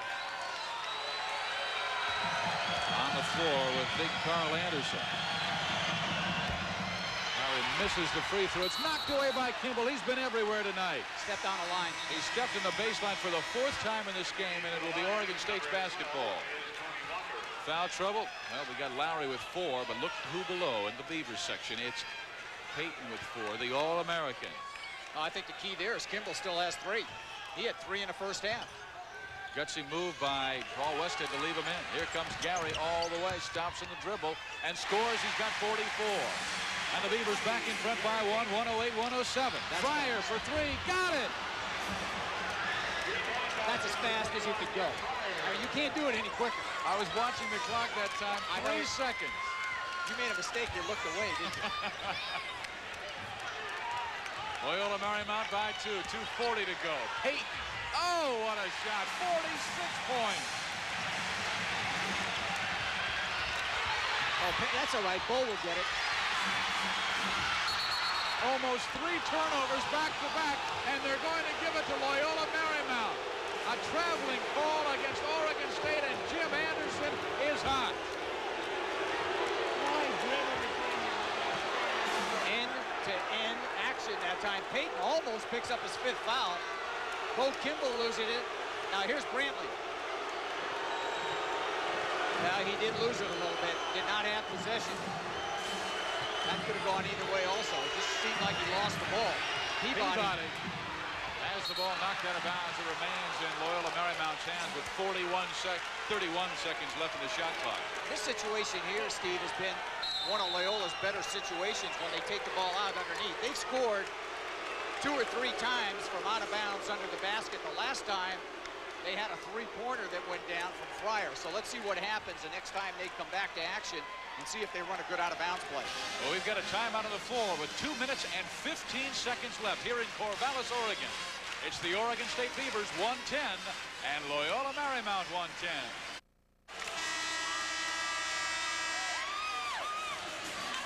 2:15 to go, tied at 110. Loyola Marymount, second highest scoring team in the nation, right behind Oklahoma, tied with Oregon State. Already a new scoring record here at Gill Coliseum. And stay tuned because coming up next here on ESPN Sports Center, Timeout situation. The Lions still with 2. Oregon State has just 1. See if they run a solid out-of-bounds play. Oh, this time they almost didn't get it in. Good defense by Oregon State. Of course, the Oregon State single-game scoring record is held by Mel Counts with 48 points. 49. 49. Peyton very close now.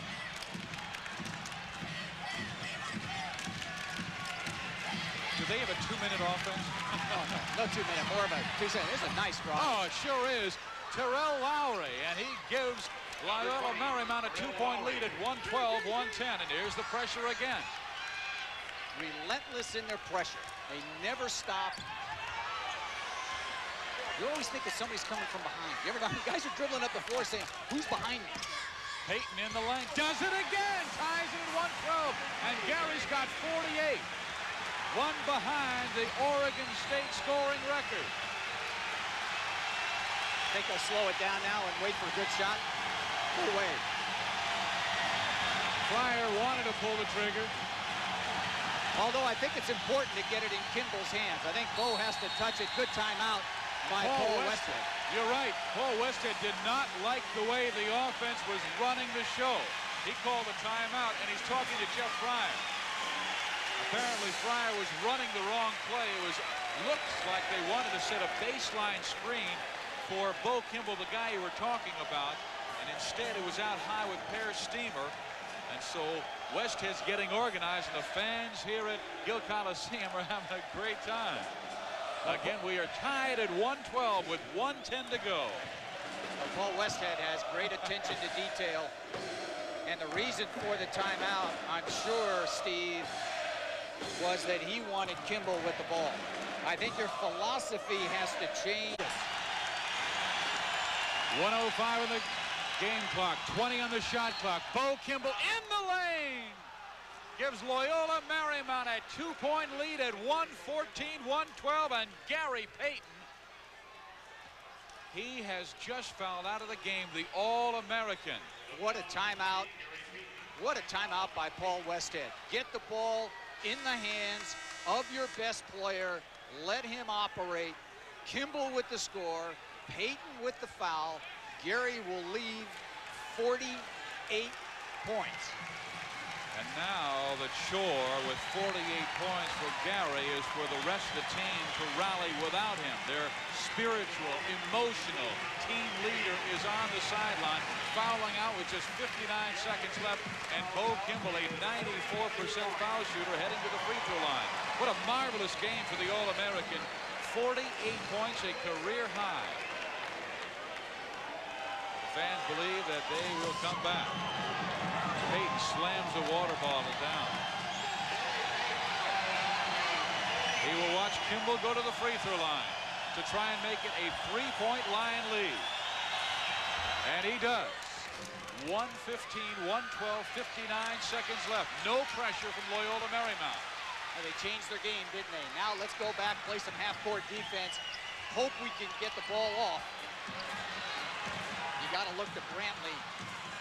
I think Will Brantley has to come to the ball and let him operate. This is Brantley along that baseline in the lane to Anderson, struggles with the basketball, and a foul is called on Per Steamer with 36 seconds left. Lions again leading by 3 points. Jim Anderson wants timeout, and he will get it with 36 seconds to go. It's the Lions 1:15, the Beavers 1:12. Back after this.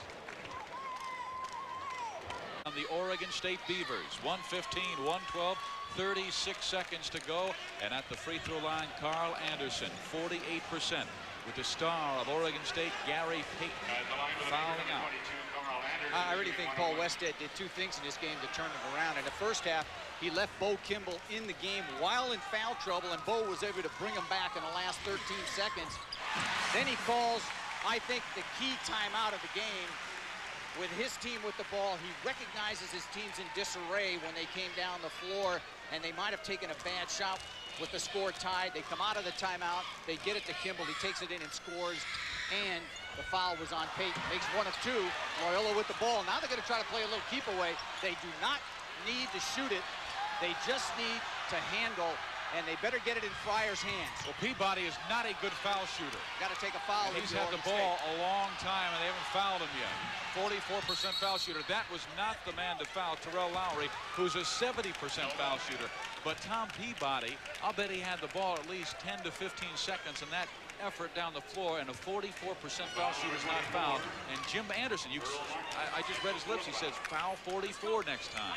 Well, they're not going to have the luxury maybe next time of waiting, but you're right. That time they had some opportunities to foul, and they didn't. And actually, the foul that they made was a good one, because if they don't make the foul, Lowry was going to take that right in for an easy one. So Lowry checks out of the, or excuse me, Peabody checks out of the game. Lowry goes to the free throw now, and now Lowry with Peabody back in. And Terrell Lowry gives Loyola Marymount a 3-point lead, 116-113. Lowry off the bench with 17. Coming off the bench, how about it? Of course, that's the kind of role that Jeff Fryer had as a sophomore. This team is going to play a good one again this Saturday. Oklahoma against Loyola Marymount, number 4. Oh, this free throw right here, if he makes it, and he does. 4-point game. Timeout. Loyola Marymount with 19 seconds left. 117-113. Loyola Marymount leading by 4. That might put the hammer on this one. Up 4. Not over yet, but still, if you're... Kimball and Payton have been the stories in this game. Bo Kimball with 50 points already in this contest. And Gary Payton, who's fouled out on the sideline with 48 points. Excuse me, Bo Kimball with 53, a career high. Need a quick score now.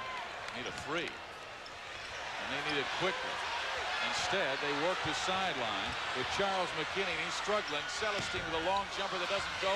Alabegovic has it taken away with 5, 4, 3, 2, 1. It's over. Loyola Marymount has beaten Oregon State without Hank Gathers.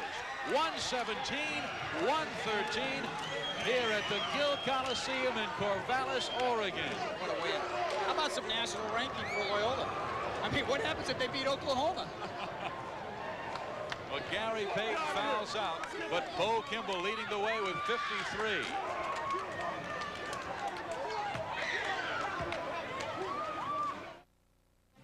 Bo Kimball's school record 53 points was one of the highs in a season filled with both tragedy and triumph for the Lions. After the on-the-court collapse and subsequent death of Hank Gathers in the 1990 West Coast Conference Tournament, the rest of that tournament was canceled, and Loyola Marymount was declared league champion by virtue of its 13-1 record in conference play during the regular season. Both teams went to the big dance that year. 5th-seeded Oregon State took an early exit, falling to number 12-seed Ball State 54-53 in the first round. Following the untimely death of Gathers, the 11th-seeded Lions rallied around Kimball during an amazing run with victories over New Mexico, defending national champ Michigan, and Alabama before falling in the West Regional Final to eventual 1990 national champ UNLV 131-101. We hope you enjoyed this presentation of Loyola Marymount's exciting victory over Oregon State from December of 1989. I'm Mike Gleason. Thanks for watching ESPN Classic.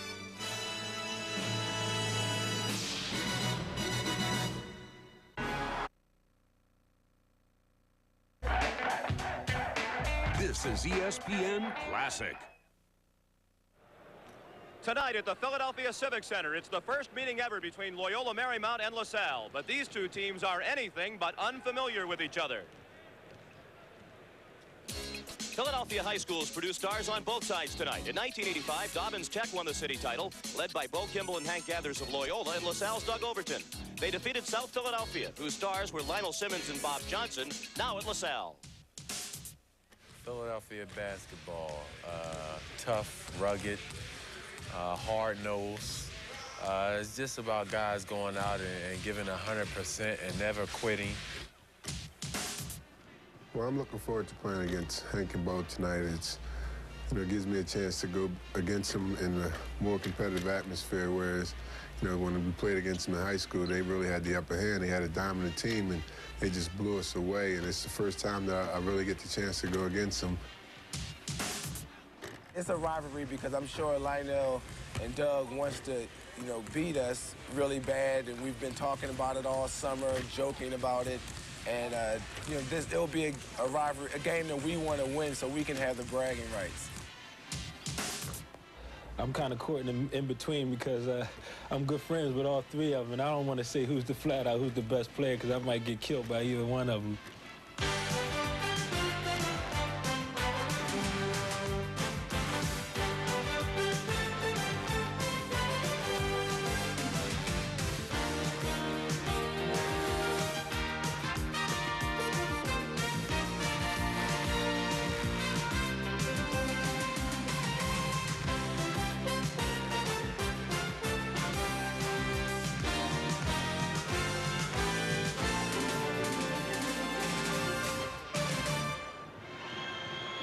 Loyola Marymount led into battle by its explosive front court.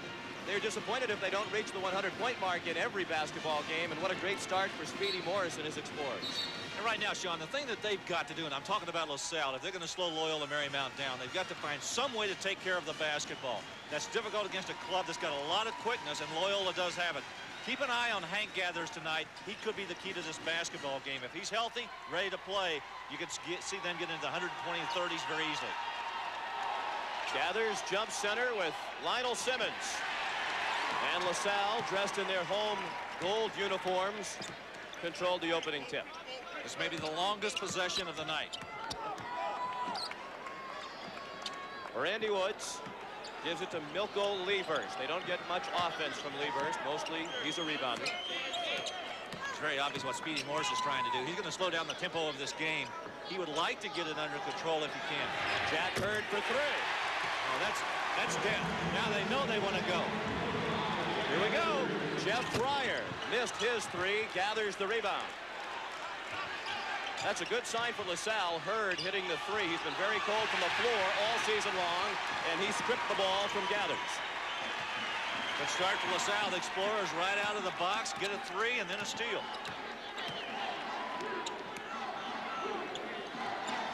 Loyola Marymount in a man-to-man defense. Simmons shot over Kimball. 5-0 for Speedy Morris's Explorers. 1 minute into the basketball game. Notice how smooth Simmons is when he lets that jump shot go. I've watched him play about a half a dozen times since he started as a freshman at LaSalle.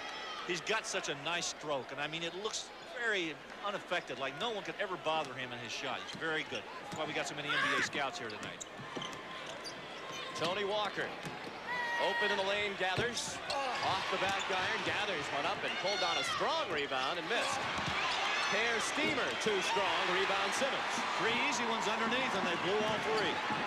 Good pass. Levers lays it in. He took a great pass from Overton. 7-0 LaSalle. And Walker went out of bounds. And the Civic Center, sold out with more than 10,000 LaSalle partisans, is rocking early. Great start by the Explorers. LaSalle right out of the box. What a great pass by Overton. The officials tonight assigned by the MAC. That's the league LaSalle plays in. Jim Green, John Corio, and Joe Vigna.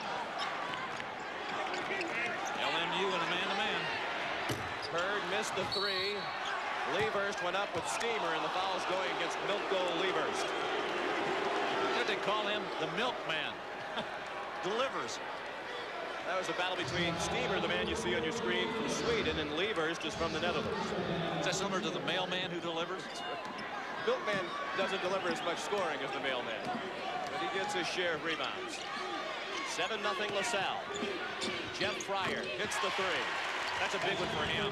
I did a game in Oklahoma earlier in the year when he just was 1 of 11, over 11, and the other night against St. Joe's he had a difficult time shooting. He was 0 for 10 from three-point land against St. Joe's on Thursday night. Foul called as Simmons was driving to the basket. Hank Gathers picks up his first. LaSalle in transition pretty good, giving LMU a little bit of their own look. Speedy Morris says if the opportunity to run is there, he will. Simmons right off the inbound from Hurd, and it's 9-3 Explorers.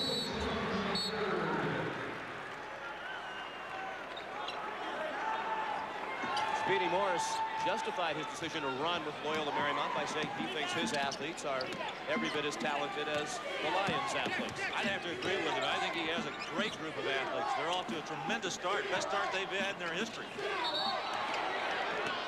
Foul called underneath. It's an offensive foul against Bo Kimball.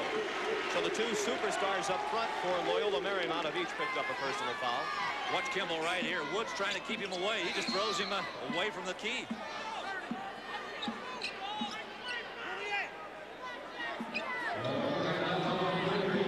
.37 remaining in the first half. It's a 9-3 lead for LaSalle. Good pressure that time by Loyola. They get the turnover.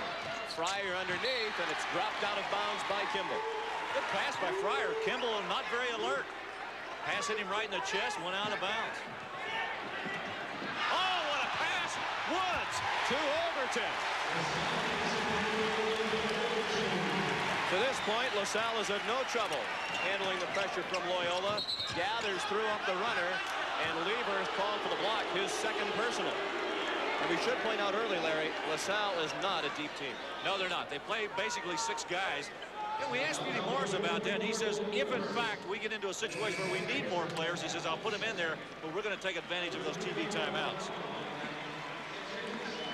Speedy Morris in his 4th year as head coach at LaSalle. Looking splendid in his white sweater there. Certainly a contrast in style on the sidelines between Speedy and Paul Westhead. Now here's something unusual. Hank Gather started shooting free throws left-handed just a couple of weeks ago. Decided to do that because he wasn't shooting very well right-handed. He may have to find a third hand after that first one. The first one didn't hit the rim at all. It just clanged off the backboard to the left side of the rim. The second one got a piece of the rim. Kimball forced the steal. Walker with it. Gathers, lays it in. Gathers very active tonight. Good sign. Talking with Gathers and Kimball, certainly no doubt that they are excited to be playing in their old hometown. And against some longtime friends. It's like a backyard basketball game, you know? Get on the bricks and let's tee it up and see who can play the best. Doug Overton to Randy Woods for 3. Well, LaSalle looks great. I mean, great in the first 4 minutes. Gathers got the bounce. Oh, what a tough shot. 14-7 for LaSalle. The nation's leading scorer is yet to score. Lionel Simmons. And as usual, the Lions waste no time. This time they throw it away. The pass from Walker too far ahead of Jeff Fryer. A little surprising. Loyola Marymount not off to a very quick start. LaSalle jumping all over them early. Here comes the pressure. And the Explorers have handled it easily throughout. Hurd long with the 3.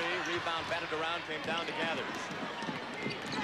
Now Walker off nice the Gathers. Well, what great work that was by Walker to get it on the right side and look up and find Gathers coming down the middle. Give it a go. 16-9 LaSalle. We played just more than 4 minutes. Jack Hurd for 2 more. Well, Simmons made a great pass, too. Walker drives the lane and lays it in. John, I'll just jump in here once in a while. Well, Paul Westhead says ideally they'll get a shot off within 2 seconds of when they get possession. That ball was knocked away by Walker. Speedy Morris wanted a foul call. Walker takes it himself. He charged. Up and down they go. An explosive first 4 minutes and 38 seconds, and it's LaSalle with an 18-11 lead.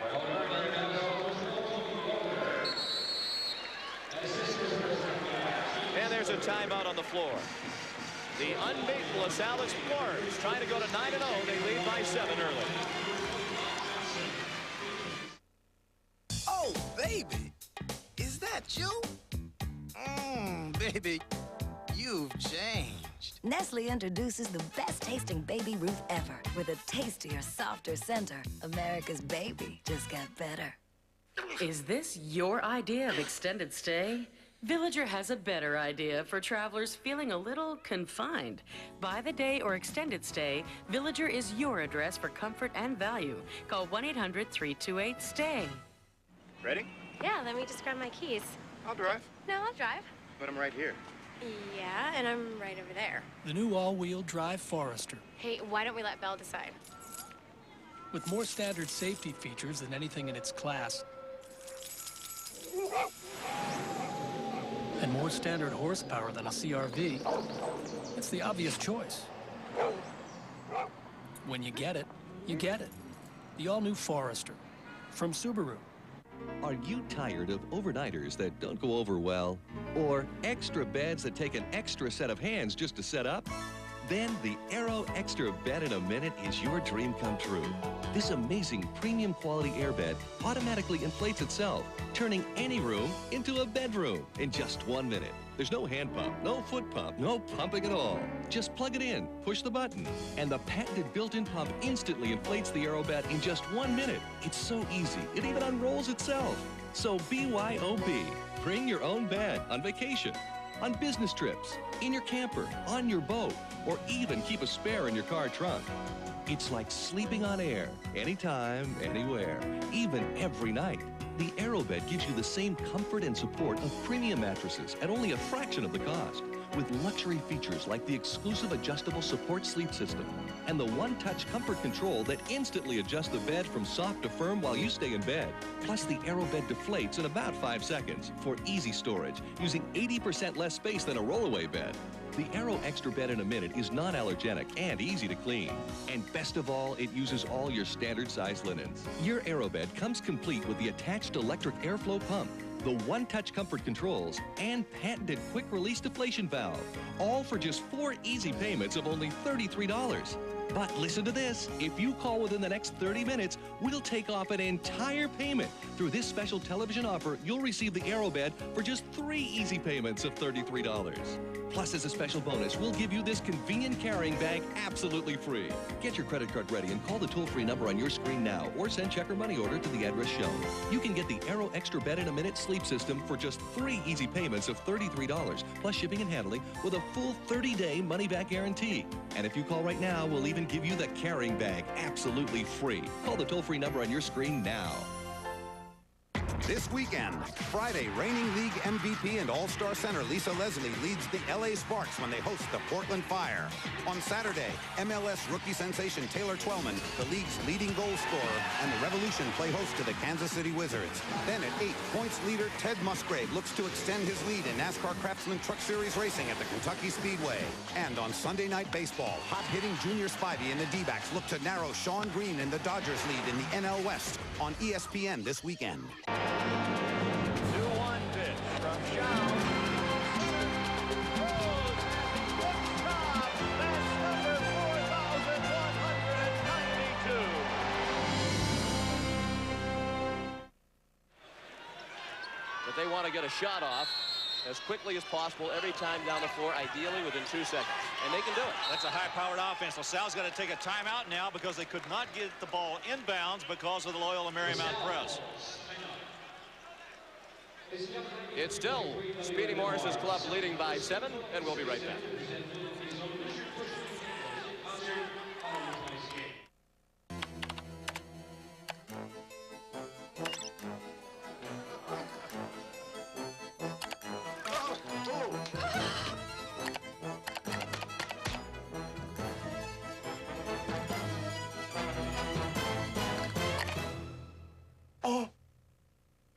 Our customers expect a website that delivers instant results, like Progressive.com. Buy car insurance instantly from the site rated #1 6 times in a row. Visit Progressive.com. He redefined what the art of catching was all about. From his victories with the Reds. The Big Red Machine would humiliate you. To the teammate he still battles. Bench doesn't want Rose anywhere near the Hall of Fame. Johnny Bench. Sports Century, 8 p.m. Monday on ESPN Cassette.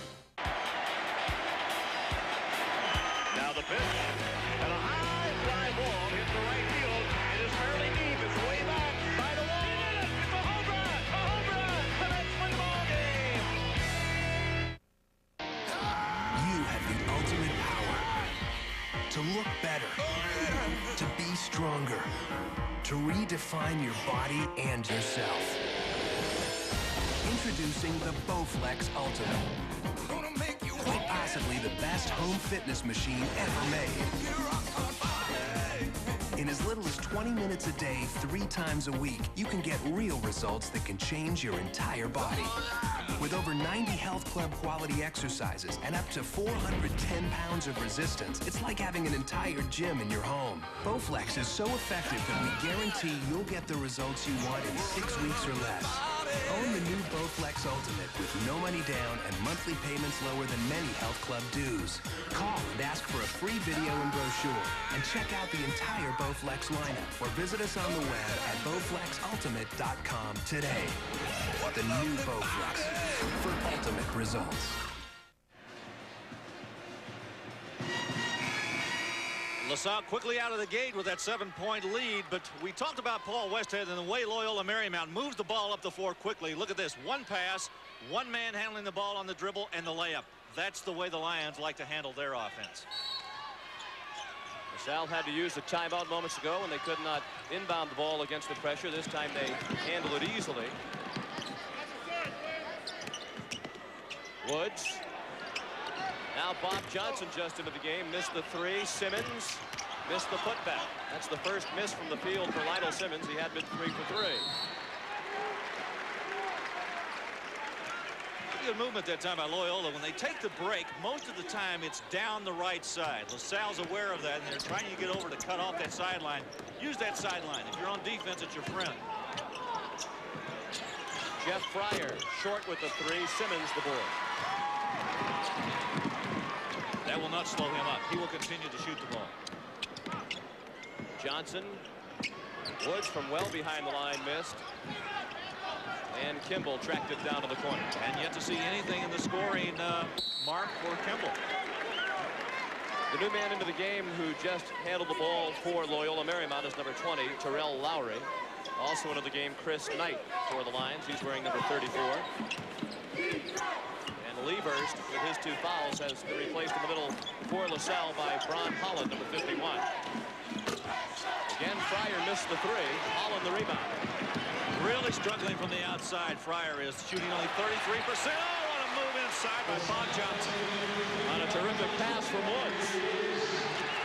Steal caused by Holland. Johnson saved it. Now Woods pulls up. Too strong off the glass. Difficult shot. You're on the run and you're right in front of the basket. You got to make up your mind. Give Fryer credit. Even when he's cold, he keeps firing the 3. That's what Westhead wants him to do, and it makes it a 6-point game. Forget it. Just get your 3-in-1 oil out and oil up the elbow. It's going up. Steal by Loyola Marymount. And the layup by Terrell Lowry. His first 2 points. He's a sophomore from Oakland, California. And again, Loyola Marymount right back with a press. They've cut the lead to 4. It's 20-16 LaSalle with 13.5 left in the first half. Average time per possession to this point for Loyola, 12 seconds. For Loyola Marymount, or rather for LaSalle, just more than 9 seconds. Fouls on Bron Holland, a transfer from St. Bonaventure. Not a Princeton-type game. No. This was almost the score at halftime for the Princeton game I had earlier this season with Clark Kellogg. I believe that game was something like 24-20 at the half. You know, Sean, that's what makes college basketball interesting to me, because every coach has a different philosophy about the way they want to teach the game. Paul Westhead likes to do it like this. He loves to run up and down the floor. It's entertaining. Everybody buys tickets. They come out. They watch the shooting, the running. They play decent defense. I'm not going to say it's great defense, but they put a lot of pressure on that ball. Lowry hits the 3. You talk about getting you back in the game quick. They will shoot you right in or shoot you right out. They're back within 1. Nearly the steal. And the foul as Woods took it up. Woods got a seat. Terrell Lowry picked up his first foul.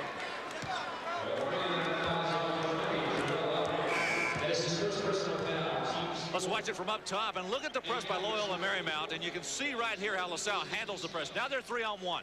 Once they got by that first wave, Woods is wide open. There's Lowry with the foul from the backside. You know, you beat that first wave of Loyola's in the press. You get by that first 3 or 4 guys. Basically, you're 2-on-1 or 3-on-1 on every situation. Interesting that Speedy Morris doesn't have anybody along the lane. It's supposed to be a Philadelphia tradition. John Chaney over Temple does the same thing. He pulls his guys off, too. Woods made 2. It's back to a 3-point lead for the Explorers. Zone defense right now by LaSalle. Maybe the last time I get to talk about defense. Steamer. He can hit the three. He missed that time. Simmons had it knocked away. Tom Peabody puts it back in. Peabody, good hustle that time. Slapped it away and got an easy basket. Press again by Loyola Marymount. And the steal again. Gathers. Behind the back. He got it back after it deflected off Kimball, but missed the shot.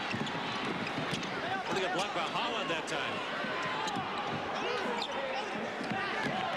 Jack Hurd cut off by Steamer, who slapped the ball away. Hurd got it back. Woods tried to feed it, but it was knocked away by Peabody. Slam dunk with authority by Bo Kimball. His first 2 points. Well, the nation's leading scorer starts off with a jam. All of a sudden, Loyola Marymount leads by 1. Doug Overton off the back rim. Lowry the rebound. And he was knocked down. How about that move, huh? A little move to the left, crossover move to the right. Overton not quick enough to move those legs to get in position. Got the blocking call. Jeff Fryer comes back into the game. Johnson returns for LaSalle.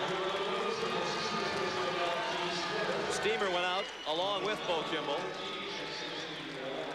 And in for the first time is John O'Connell, number 14. He's another Philadelphia area native. He's from Glenside, Pennsylvania. Gathers lost it as he was double teamed. Johnson. Just barely scraped the front rim. Simmons lost it out of bounds, but LaSalle will keep it. It was knocked out of bounds by Jeff Fryer. I always wonder how a guy could go inside with a basketball like that and have it slapped away with everybody reaching in there. How can they get away with not calling a foul? Good pass. Hurd thought he was fouled. Speedy Morris really irate on the sidelines. Fryer hits the three. He's warming up. And Loyola with a 4-point lead. Hurd for three. Line drives it home. Hurd came in, hitting just 21% from three-point land. That's his second trifecta. Great save by Peabody, and the layup put home by Gathers. You know, they handle the ball really well. They go up and down the floor, but they're always looking for a teammate. Simmons inside. Forced the shot. Again, the partisan crowd wanted a foul. They don't get it. Speedy Morris wants that foul. I mean, he is burning the referee's ears. All alone was Johnson, and Hurd found him for the easy two. And now a blocking foul against Overton. He didn't like it. He thought it was a travel against Lowry. Overton's second foul. So for our fans at home, they can take a look at the way Loyola Marymount runs their break. On that side of the floor that you're looking at right now where the official is, every time they get the ball through the net, they'll bring it up on that side of the floor. Every time LaSalle has put a man there to try to stop it, they have not been very successful. All right, let's watch it now, down here. Lowry with Woods right in his face. Gathers lost it. They gave it right back. There's a foul.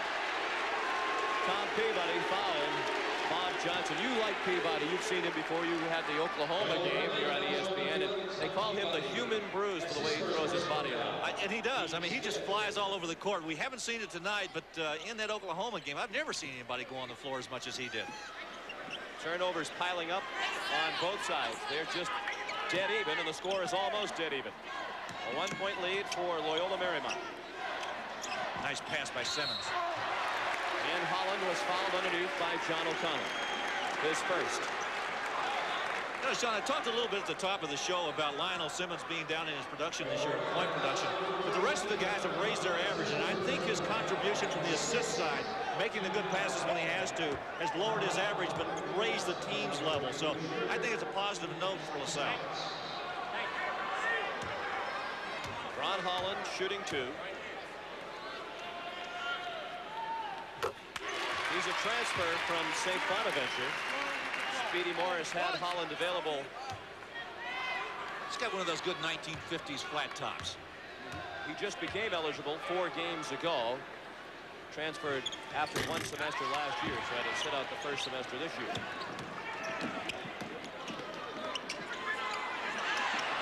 Tie ball game, nearly a steal, but it was kept alive by Peabody. What a pass inside by Peabody. What a great catch by O'Connell. 2-point lead for Loyola. Lionel Simmons, strong drive, tipped it back twice, didn't get it. Jack Hurd came away from the pile with it.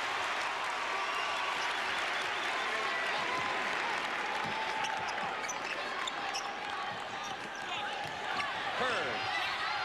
Shot over O'Connell, didn't get the roll, gathers the rebound.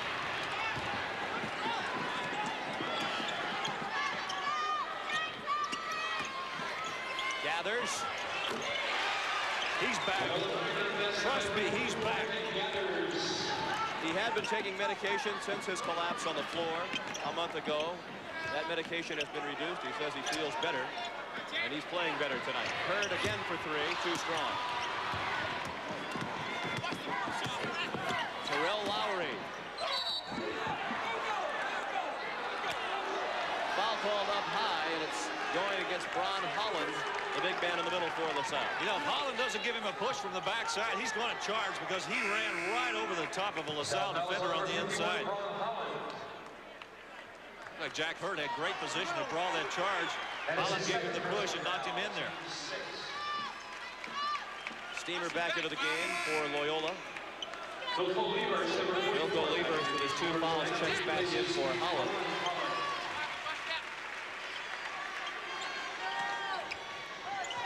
Team fouls now for LaSalle. Pryor didn't get the roll on the 3. Like I said, he won't stop. It'll keep going up. Hurd for 3. Barely scraped the rim. Pryor. Walker gave it off. Crowd wanted a traveling call against Peabody. They didn't get it, but they did get Kimball going out of bounds along the baseline. You know, I thought maybe Kimball was going to get away with that one on the inside because he looked like he'd gotten pushed on the outside. I thought maybe Liebers had pushed him a little bit. It's a difficult call for an official down low like that because he's got to look down and check the line without looking up to see if the guy really was pushed. Chris Knight's back in for Loyola. Peabody went to the bench.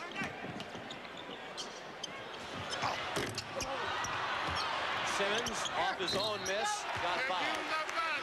Chris Knight picks up the personal.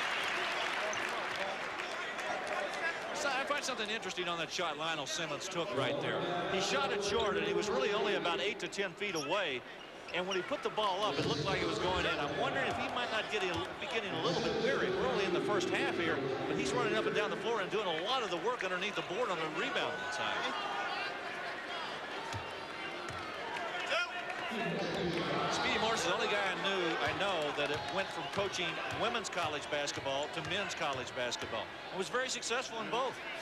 2 years as the women's coach. Speedy was 43 and 17 and led the Lady Explorers to a MAC conference title. Then became the men's head coach, and in 4 seasons he's won 2 MAC titles.